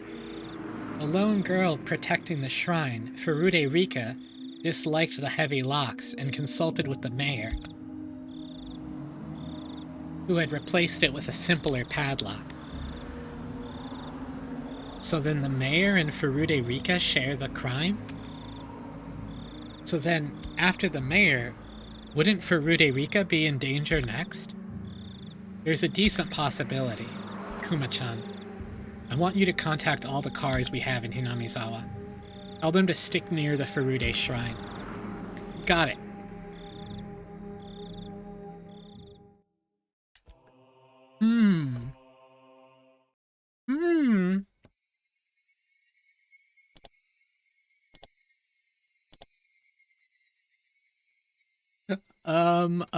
Oh god, oh fuck. Yeah, I got one more in me. After hanging up on Shion, I searched for Rika-chan's phone number in my school's contact list. There it is. My fingers trembled with urgency, and I failed multiple times to put in the simple 5-digit number. Keiichi, are you calling someone at this hour? It's late, and it's being rude to the other person. That doesn't matter right now, I shouted angrily at my mother, listening to the dial tone. Pick up. Come on, pick up.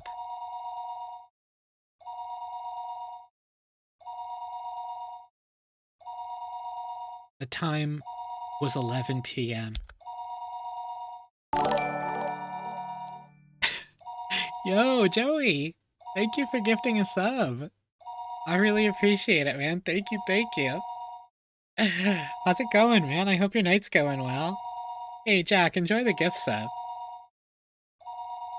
Bruh, I'm so tense. Like, I know what happens, and I'm still absurdly tense. It certainly wasn't early. It was essentially the middle of the night. Had Rika-chan already gone to bed? Her phone would be ringing constantly, though, so would she get back up for me? Rika-chan didn't pick up. She didn't pick up. She didn't pick up. Maybe she just happened to miss it. Maybe her bed was just too far away from the phone. The 12 hours of Zelda? Are you enjoying Tears of the Kingdom? I've watched some women play it. It seems really cool. The sound of a phone ringing gets clearer and clearer the longer you go on sleeping. Then, the bathroom? Yeah, she must be taking a bath. If that was the case, then even if she heard the phone, she wouldn't be able to pick up. It was a little late to be taking a bath, but it was possible she normally took baths right before going to bed.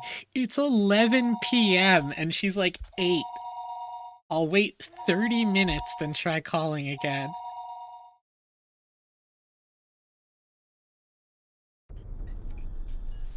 Even as I was thinking that, I called her house over and over again. I kept calling. Over and over, again and again. I kept on calling her, but she didn't pick up even once. I think I kept trying for about 30 minutes, yet she wasn't picking up. Yeah, from what I've seen of Tears of the Kingdom, I like it so much more than Breath of the Wild, it's like nuts. Were my phone calls so persistent that she had gotten scared of picking up the receiver? No, that couldn't possibly be it. There was no point in doing this any longer. The best thing to do would be to go there in person. Where was Rika-chan's house, though? Shit. I've never even asked her where she lived. How do you not know this, bro? Her residence was written there in the contact list, but it was an address with mostly numbers, so I couldn't tell where it was by just reading it. Isn't there a map or something in here?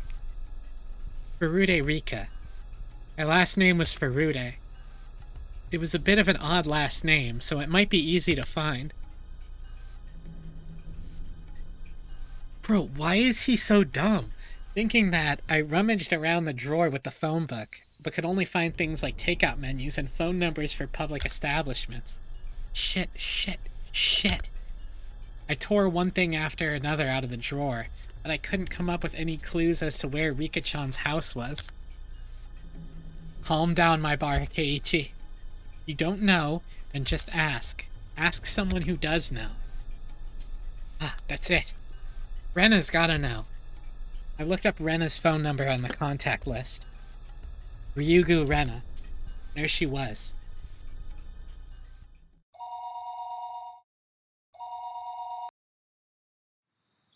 Hello? This is Ryugu. It was the voice of a grumpy-sounding man. Oh, whoops. It must have been Rena's father. I am calling in the middle of the night. I need to be polite. I'm sorry for calling so late at night. This is Maibara. Is there any chance that Rena-san is around? Reina is taking a bath. Oh, she's done? Reina. There's a friend of yours on the phone. Oh, right. Ryugu Reina was her real name, wasn't it? I'd gotten so used to calling her Rena that hearing her real name caught me a little off guard. Don't dead name Rena! Hello? This is Rena. It's me, Keiichi. Sorry for calling so late. Huh? Keiichi-kun? What do you need at a time like this? Well, actually, I wanted to know where Rika-chan's house is. Rena seemed a little appalled that I'd call her for something like that at this hour. However, she spoke her next words seriously, as if she'd caught on to how urgent my need was. Okay, sure. You know the assembly hall on the grounds of the Furude Shrine? There's a 2-story shack used for storage behind it. That's where she lives. I couldn't immediately visualize the place, but as long as I knew she lived on the shrine grounds, I'd just have to take a look around. Got it. Thanks. Sorry again for calling so late. Apologize to your dad for me too, would you? Okay, but Keiichi-kun, why do you want to know where Rika-chan lives? Rena asked in an unusually sharp way, halting me before I could hang up the phone. I hesitated for a moment about whether to tell her. He was killed because I told him. Keiichi-kun? If you're still listening, could you answer me? Why are you asking where Rika-chan lives at a time like this? Rena affected her usual tone, but underneath her words lay a certain tension, like she'd intuitively sensed something was going on. What will you do, Keiichi? If it's Rena, can't I tell her? He was killed because he found out. I revealed everything, so he was killed. Keiichi-kun? Rena is being serious. Please answer me. Rena asked me once again in a tone so forceful I couldn't imagine her ever using it normally. I was taken aback by her vigor. Rena was Rika-chan's friend, too. She had the right to be concerned about Rika-chan disappearing. If I told Rena, then, even if only for a moment, I could drive away my horrifying fears. Rena, well, I can't exactly tell you why, but yes? Rena's tone was seriousness itself. Just from that tone, I could feel her saying, "No matter what you say, Keiichi-kun, I'll believe you." That subtle sense of courage gave me that subtle sense of security gave me the courage to reveal the truth. I have a feeling that Rika-chan is in danger. You mean like a premonition? Or do you have some reason to believe she's in danger? I really didn't have time to go back and forth with Rena about this. Still, I think listening to her calm voice soothed my pointless impatience.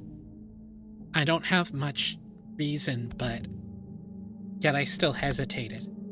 I had told Rika-chan that we had snuck into the ritual storehouse, The mayor to whom Shion had confessed before that had already disappeared, so it was possible that Rika-chan also...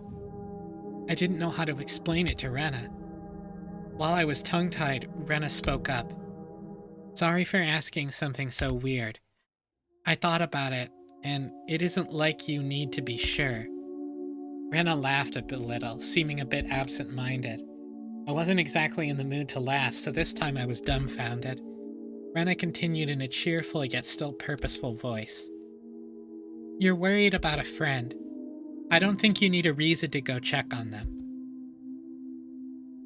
Even if Rika-chan was asleep and you ended up waking her up, if that was why you did it, then none of us would get mad. Rena, thank you.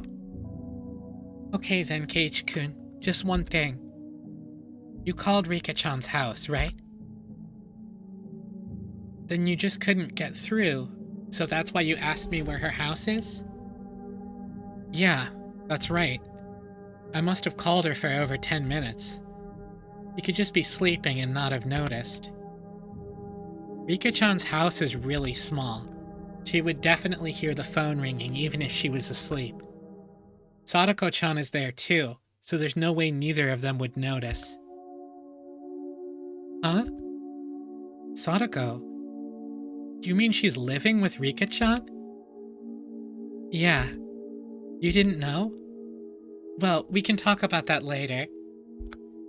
Anyway, if you called that much and no one answered, then something's definitely wrong. Rena understood that the situation wasn't normal far faster than I could have ever imagined her to. It made her seem dependable. Yo, hey Kara. How's it going? However, the fact that Rena had acknowledged this also meant that the best case possibility of it all just being the result of my own needless fears went out the window. I'll go to Rika-chan's house right now. Will you come with me? I can show you the way. Oh shit, Rena's going too. Sounds good. Let's meet at the same place as usual. I'll be waiting for you. No, wait. I'll come get you at your house. You just wait there and tell your family you're coming with me to Rika-chan's house, okay? Will that be okay? We might lose time if you come here. Did you call Mi-chan too? She's really dependable at times like these. If you haven't, then I'll give her a call. Bring the bill hook. Let's go. Let's make it an event. You got a Slurpee after you finish stream? Oh my god, I could go for a Slurpee right now. That sounds good, Kara.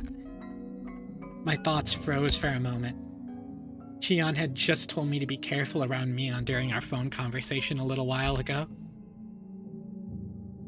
If the Sonozaki main house was somehow lurking behind the surface of the annual freak deaths, then the current heir to the family, Mion, wouldn't be uninvolved. So, wouldn't that mean she wasn't uninvolved in what happened this year to Takano-san and Tomitake-san, and also the mayor's disappearance? Okay, bye. I'll be right over. Wait for me. That's all Rena said before hurriedly hanging up. Thank you for the hydrate and the posture check, Kara.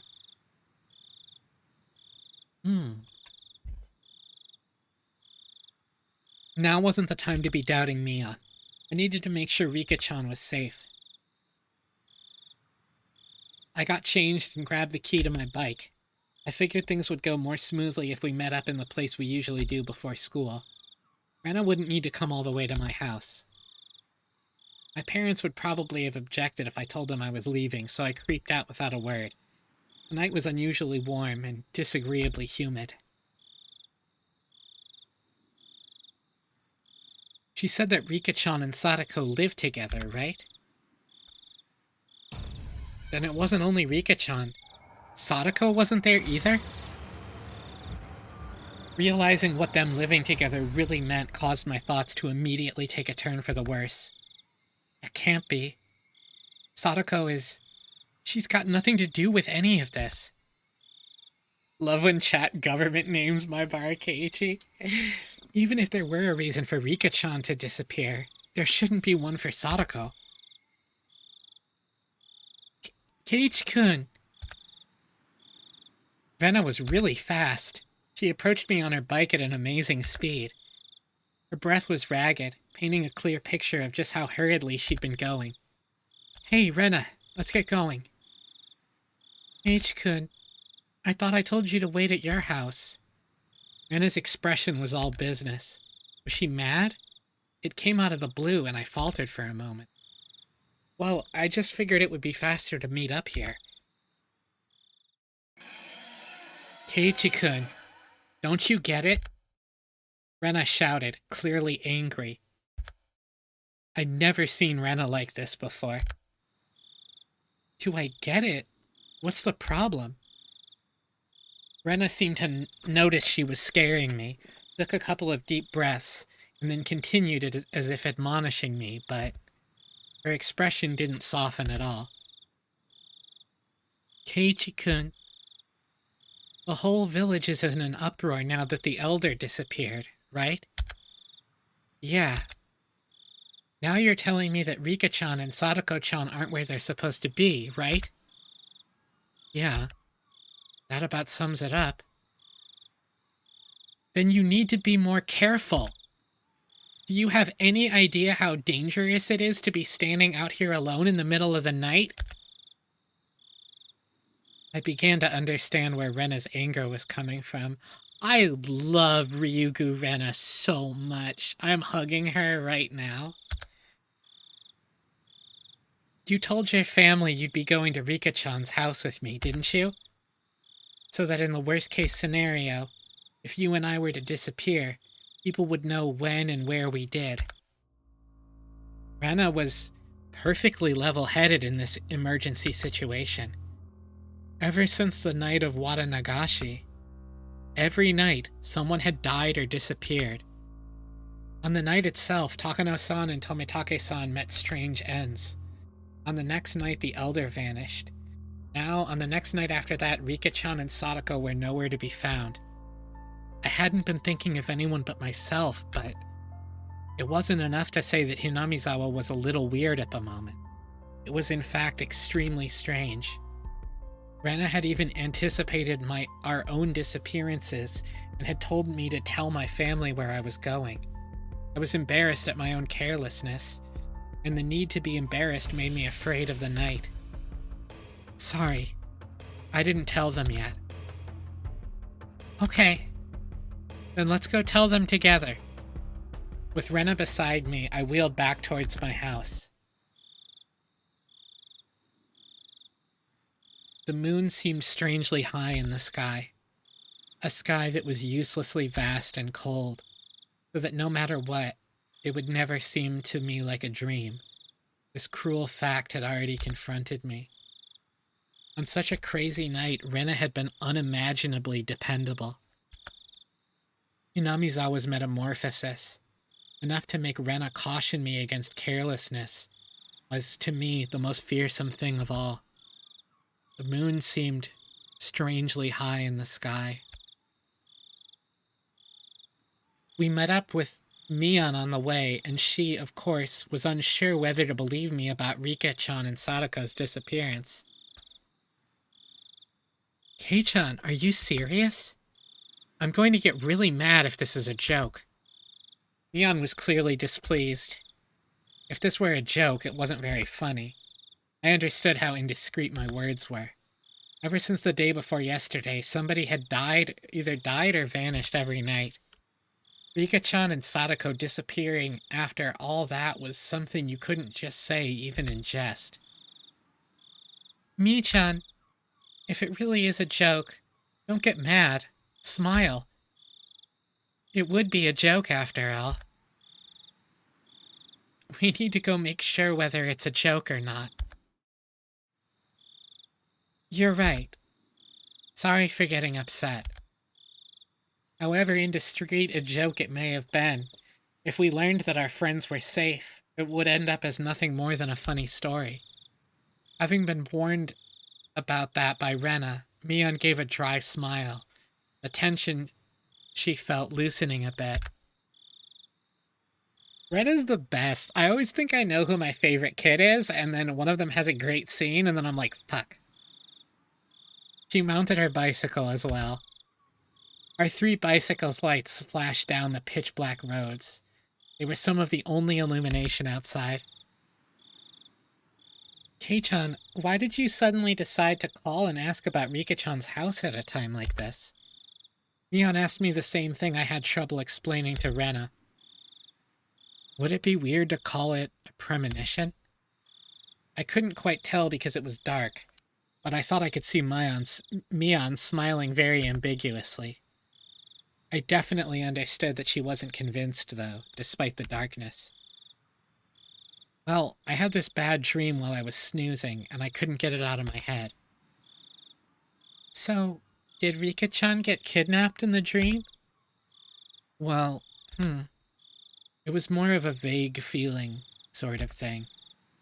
If Rika-chan had answered the phone, I would have called you and Rena after that. Lies smoothly babbled out of my mouth, makeshift though they were. I was lying because I thought telling them I was connected to Shion would be like silently admitting we'd stolen into the ritual storehouse together that night. Mion didn't press me any further. I don't know whether I convinced her.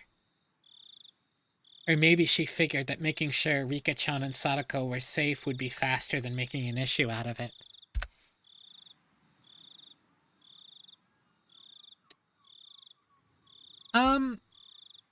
They were very tight-knit before the spooky parts of the loop, but when things started to get spooky, Keiichi immediately divested himself from the rest of the group.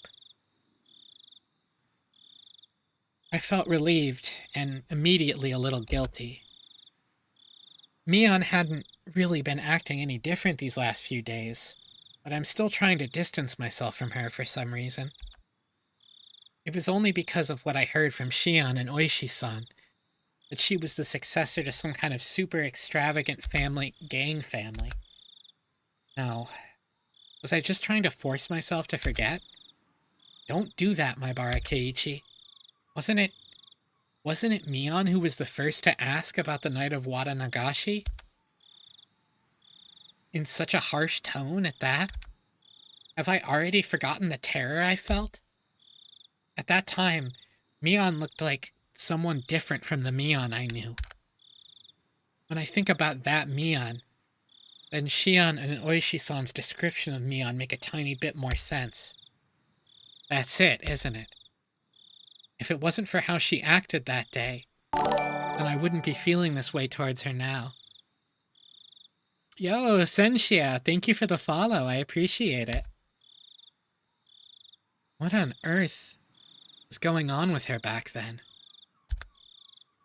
I was conveniently thinking only of everything she had done after that, while disregarding the very first thing, the thing I should have been looking at most, wasn't I? Mion was pedaling her bicycle in front of me, her long hair fluttering in the wind. No matter how long I looked at her back, it never gave me answers to any of my questions. We went all the way to the stone steps leading up to the shrine grounds. Of course, we weren't going to want to haul our bikes up there, so we parked them beside the staircase instead. So this is the Furude Shrine. Everybody comes and goes as they please, as if it were a park, but this place is actually a grand estate owned by the Furude family. So the entire shrine is private property. It really makes you feel the passage of time. 10 or 20 years ago, it would have looked the exact same. Then wouldn't that mean that the Furude family is really old? With a history going back for generations? Yeah, they're gone. That's odd. Rena said something clearly disquieting, so I ran over to her. What's wrong, Rena? Rika-chan and Sadako-chan always leave their bicycles here. See? They're gone. I took a look around. Indeed, there were no other bicycles aside from the ones we'd taken to get here. Couldn't they have parked them somewhere else? Could they have brought them up the stairs? Those girls couldn't do that, Keiichi-kun. Just as she said, I couldn't imagine Rika-chan and Sadako lugging their bikes all the way up there. We hadn't yet knocked on Rika-chan's door, but reality was already sparking some ideas that weren't what you'd call good. Maybe they were just parked under some trees and we hadn't noticed them. I refused to believe that not being able to find their bikes here was proof that they'd disappeared. Let's go. The only way to be sure is to check their house. We all nodded and dashed up the stone steps. We passed through the red arch and came out onto the shrine grounds, which was covered in neat gravel. It was so quiet here, as though the Watanagashi festival had never happened. So, where's the house they live in? Over here. Come with me. Rena took the lead and sprinted off. We went towards the assembly hall behind the shrine, then looped around behind it. In the darkness of the night, we found a small prefab 2-story shack that looked like a warehouse. The lights are off. Are they sleeping? Let's knock. Rena and Mion neared the shack, which didn't really look like a place people would live. They had such a beautiful shrine, so I figured they'd live in an equally beautiful house. It was far from what I had expected. It's a fuck shack. It kind of is. Rika-chan! Sadako-chan! Are you there? Rena shouted up towards the second floor. Her voice was restrained at first, but it steadily grew louder. No answer. In fact, there wasn't any sort of activity in the house at all. They might be sleeping. Let's wake them up. Leon banged on the shutter with both hands, and the loud sounds echoed into our surroundings. They would have to notice this much noise. They would turn on the light in their room, fling open the windows, and yell, "What time do you think it is?" That, however, wasn't happening. There was absolutely no response. Leon stopped slamming her fists on the shutter, and a sudden silence fell over us. The silence aroused terrible thoughts in us. I could feel the blood draining from my face. It's locked. I wonder if we can get into somehow. Rena showed no signs of stopping. It didn't look like she would admit they weren't there until we went inside and saw for ourselves. That refusal to give in gave me strength. The second-story window wouldn't be locked. I'll give them a try. Kei-chan, a ladder. Mion brought over a ladder that was standing against the house. The footing was a little unstable for me to be climbing it, but Mion held the ladder firmly in place for me. I hadn't climbed too many ladders. My inexperience with them exposed, I climbed up one step at a time and tried to open each window on the second floor. Mi-chan, I'm going to check the main house just to be sure, okay? I'll be right back. Rena darted away. What? A main house? It's the Furude family's actual house. After her parents passed away, I think it's been left like that. Ah, right. Rika-chan's parents, they passed away, huh? At that point, I recalled something else. Wasn't Sadako living here too? Sadako's also an orphan. Her parents fell from a cliff because of Oyashiro-sama's curse. And her older brother, Satoshi-kun, he disappeared. Satoshi, I've heard that name before. I remembered. He was the one who disappeared last year because of the curse. Ever since then, Sadako and Rika-chan have been living in this shack. Neither of them has any family, but at least they're together. We did know he was her brother. Yeah, I think so. I think we knew that. They help each other out. Oh no, this is Mion saying this. This is Mion saying this as she holds the ladder. Rena said main house, didn't she? Wouldn't it be easier to live there? The curtains were drawn, so I couldn't get a good look inside to see, but two young girls living together seemed like a pretty tough life. I think she tried that at first. She said it was hard, though, because it reminded her of her parents. I had no idea. I feel really bad for them. They were normally so cheerful at school that I never even realized an atom of this. Oh yeah, Mion does not believe in the curse in Book 1. That is a thing that Mion said, that she denies the curse wholeheartedly.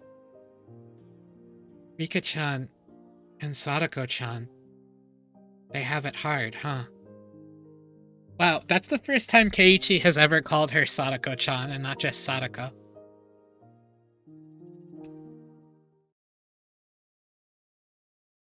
She's cursed. Huh? Suddenly, Mion had said something in such a low voice that it sounded like she was really cursing someone, and I didn't let it slide. I turned around on the ladder to face her and asked again, Mion, what did you just say? I said she's cursed. Mion, still holding onto the ladder, brought her head up to look at me in the eyes. As soon as our eyes met, an absolute zero jolt of electricity surged through my body. Mion's eyes clouded over, and within them boiled and bubbled a stew of chaos.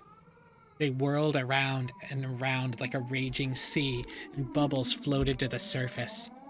I had, at some point, been trapped on this ladder, like being cornered on a dead-end street. Mion, why are you making that face? I intended to follow that up with, you're going too far with this joke, and give her a forced smile. However, on such uneven footing as I was, the only thing that came out of my mouth was a hoarse groan as I desperately struggled not to let nausea overwhelm me. Hojo Sadako. She's been cursed by Oyashiro-sama. Mion answers, with a response to something I never asked, as if replying to somebody else's question. The only people who fell from the park observation platform were her parents. Only her parents, who treated her like dirt, died that day. She was the only one to survive.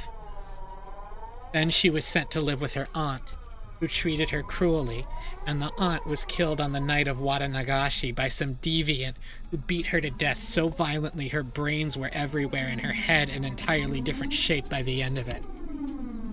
Then, Satoshi-kun, who always protected her, he suddenly disappeared on her birthday.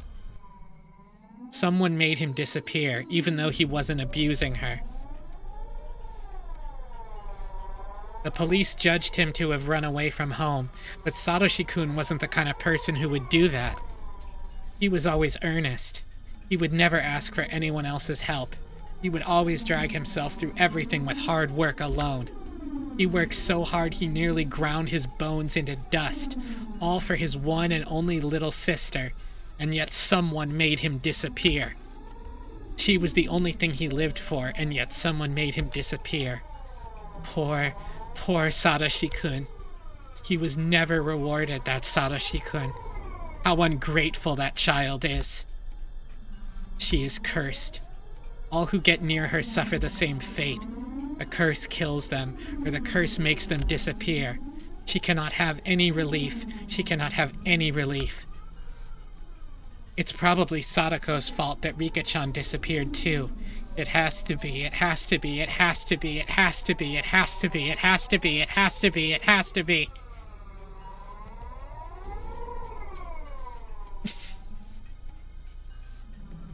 Mion was mumbling words over and over that were no longer coherent. I think something is wrong. We left spooky text, whose shoulders were trembling so hard that I could feel it through the ladder. I almost lost my footing, which made me realize just how far away the ground really was. Calm down, Mion. I don't know what you're talking about. I wasn't sure if she even heard me. Mion rocked back and forth, and that rocking and trembling was becoming even more violent. Help me. The ladder, it's falling. Help me. Help. Just then, I heard the sound of many people running towards us. Oh, hey! Over here! I very nearly said help me outright. 4 or 5 adults, led by Rena, ran over here with flashlights. Keiichi-kun, Mi-chan, sorry I took so long. Oh, did you go get adults like a smart human being, Ryugu Rena? I borrowed the key. Oh, nice one. Seems all the windows and doors are perfectly sealed. I was getting worried. When I heard Mion talking like nothing had just happened, I felt a chill run through me. Oh, nice one. The person currently holding the ladder in place. It was definitely Mion. It was the real Sonozaki Mion. Then, a person muttering to themselves. Just a few seconds ago, who was that? The person who was mumbling about terrible things, like curses. Who was that? I jumped down from the ladder as if running away before Mion turned into that person who wasn't Mion a second time. The adults tried a few different keys on a key ring as they tried to open the big shutter on the first floor.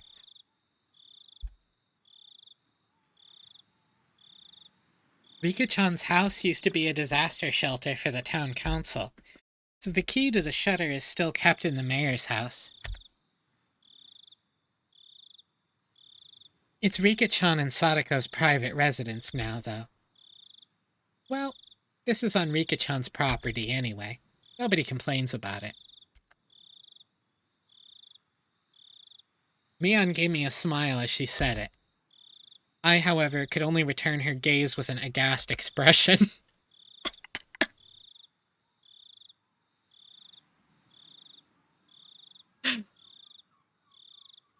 Mion was acting all too normal now. That only contrasted the more sharply with her earlier un-Mion-like creepiness.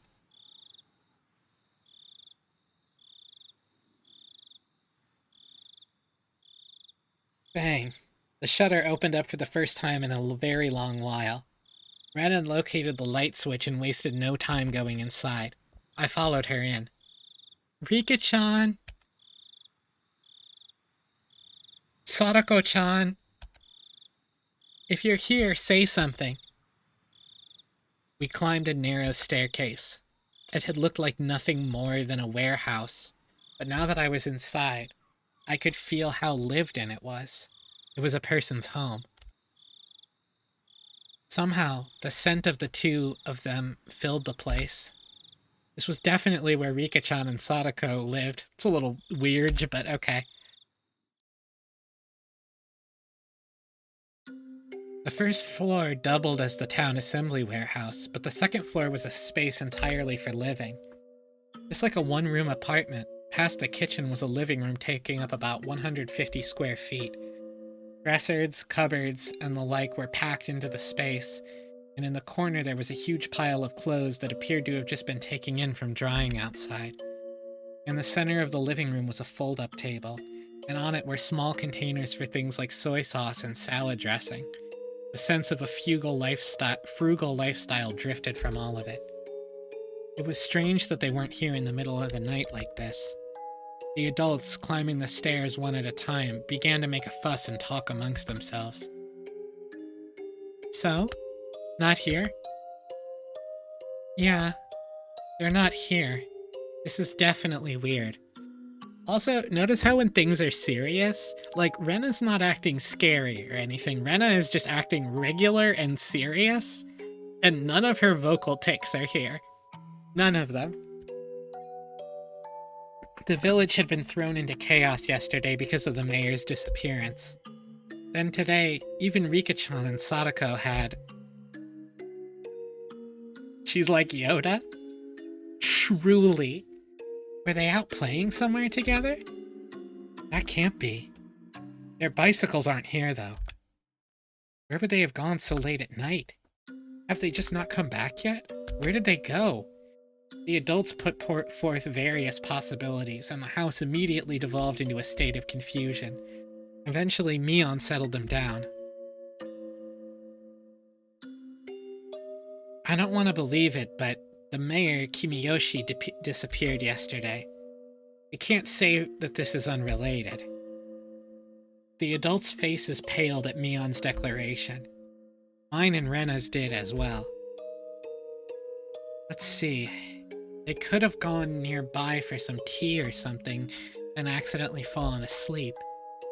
Whoever invited them might just not be able to wake them up after all, too.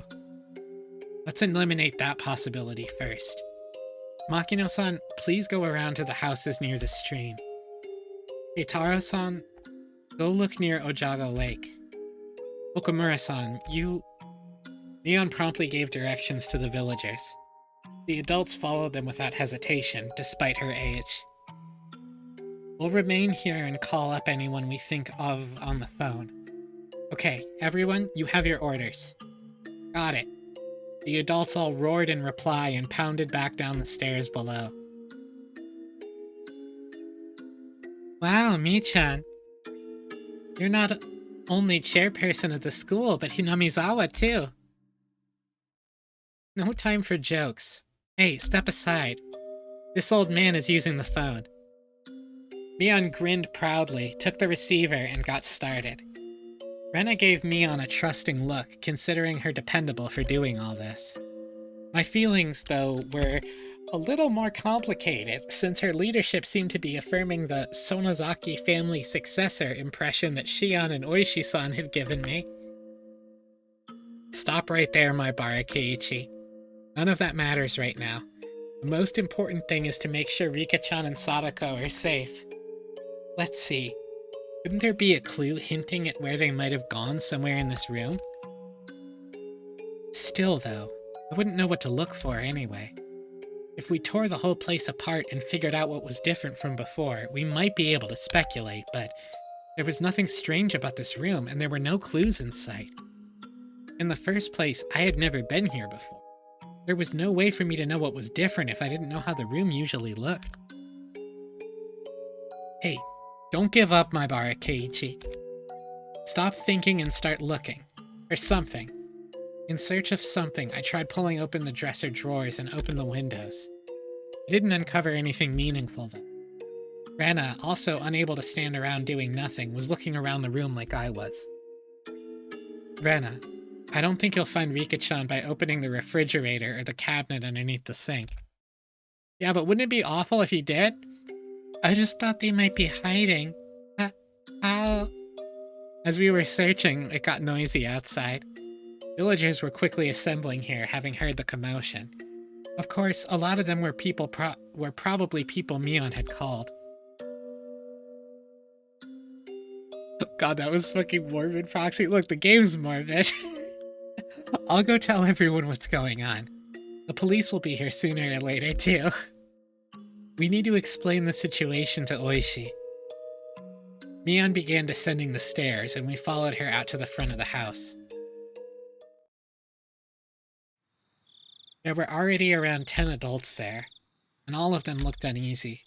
I suddenly noticed that the old people from the shrine were here as well, and they were praying for Rika-chan's safety, rubbing their prayer beads. This had gotten bad. This wasn't just a problem between friends anymore.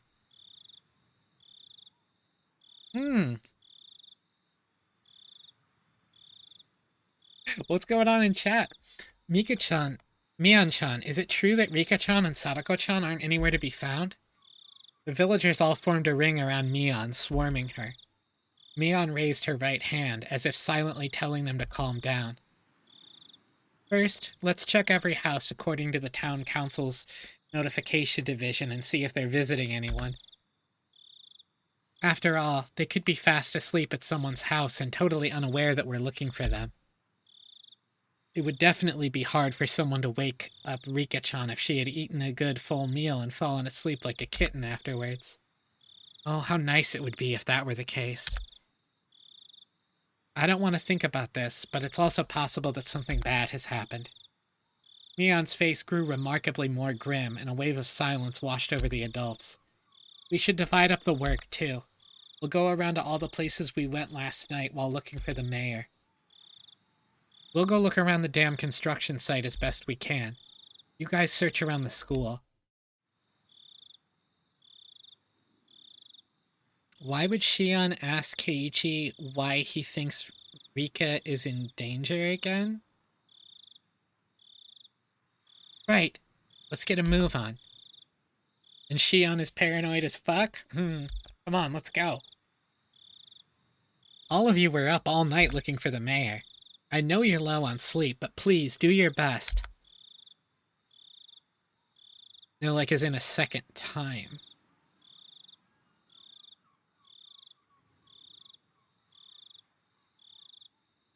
Well, Shion wouldn't, but if... I think what Games is saying is that if this was Shion posing as Mion, that if she was gonna take that disguise, if she was gonna... You know? I think I get what Games is saying. Got it. With that as their signal, the adults scattered in every direction. I figured I should scatter somewhere as well, so I started walking unsteadily in a direction no one else had gone in. I was getting farther and farther from people. I didn't feel scared or anything, though. If someone were made to disappear, Shion and I should be first. It would have been perfectly normal for me to be scared of the dark. However, I didn't feel that way. Why was that? It was because tonight, someone had already disappeared. So nobody else would disappear tonight. Yeah, Games, I get what you're saying, trust me. It would take some time before I, exhausted as I was, would feel guilt at the cause of my own selfish sense of relief. Higurashi, when they cry.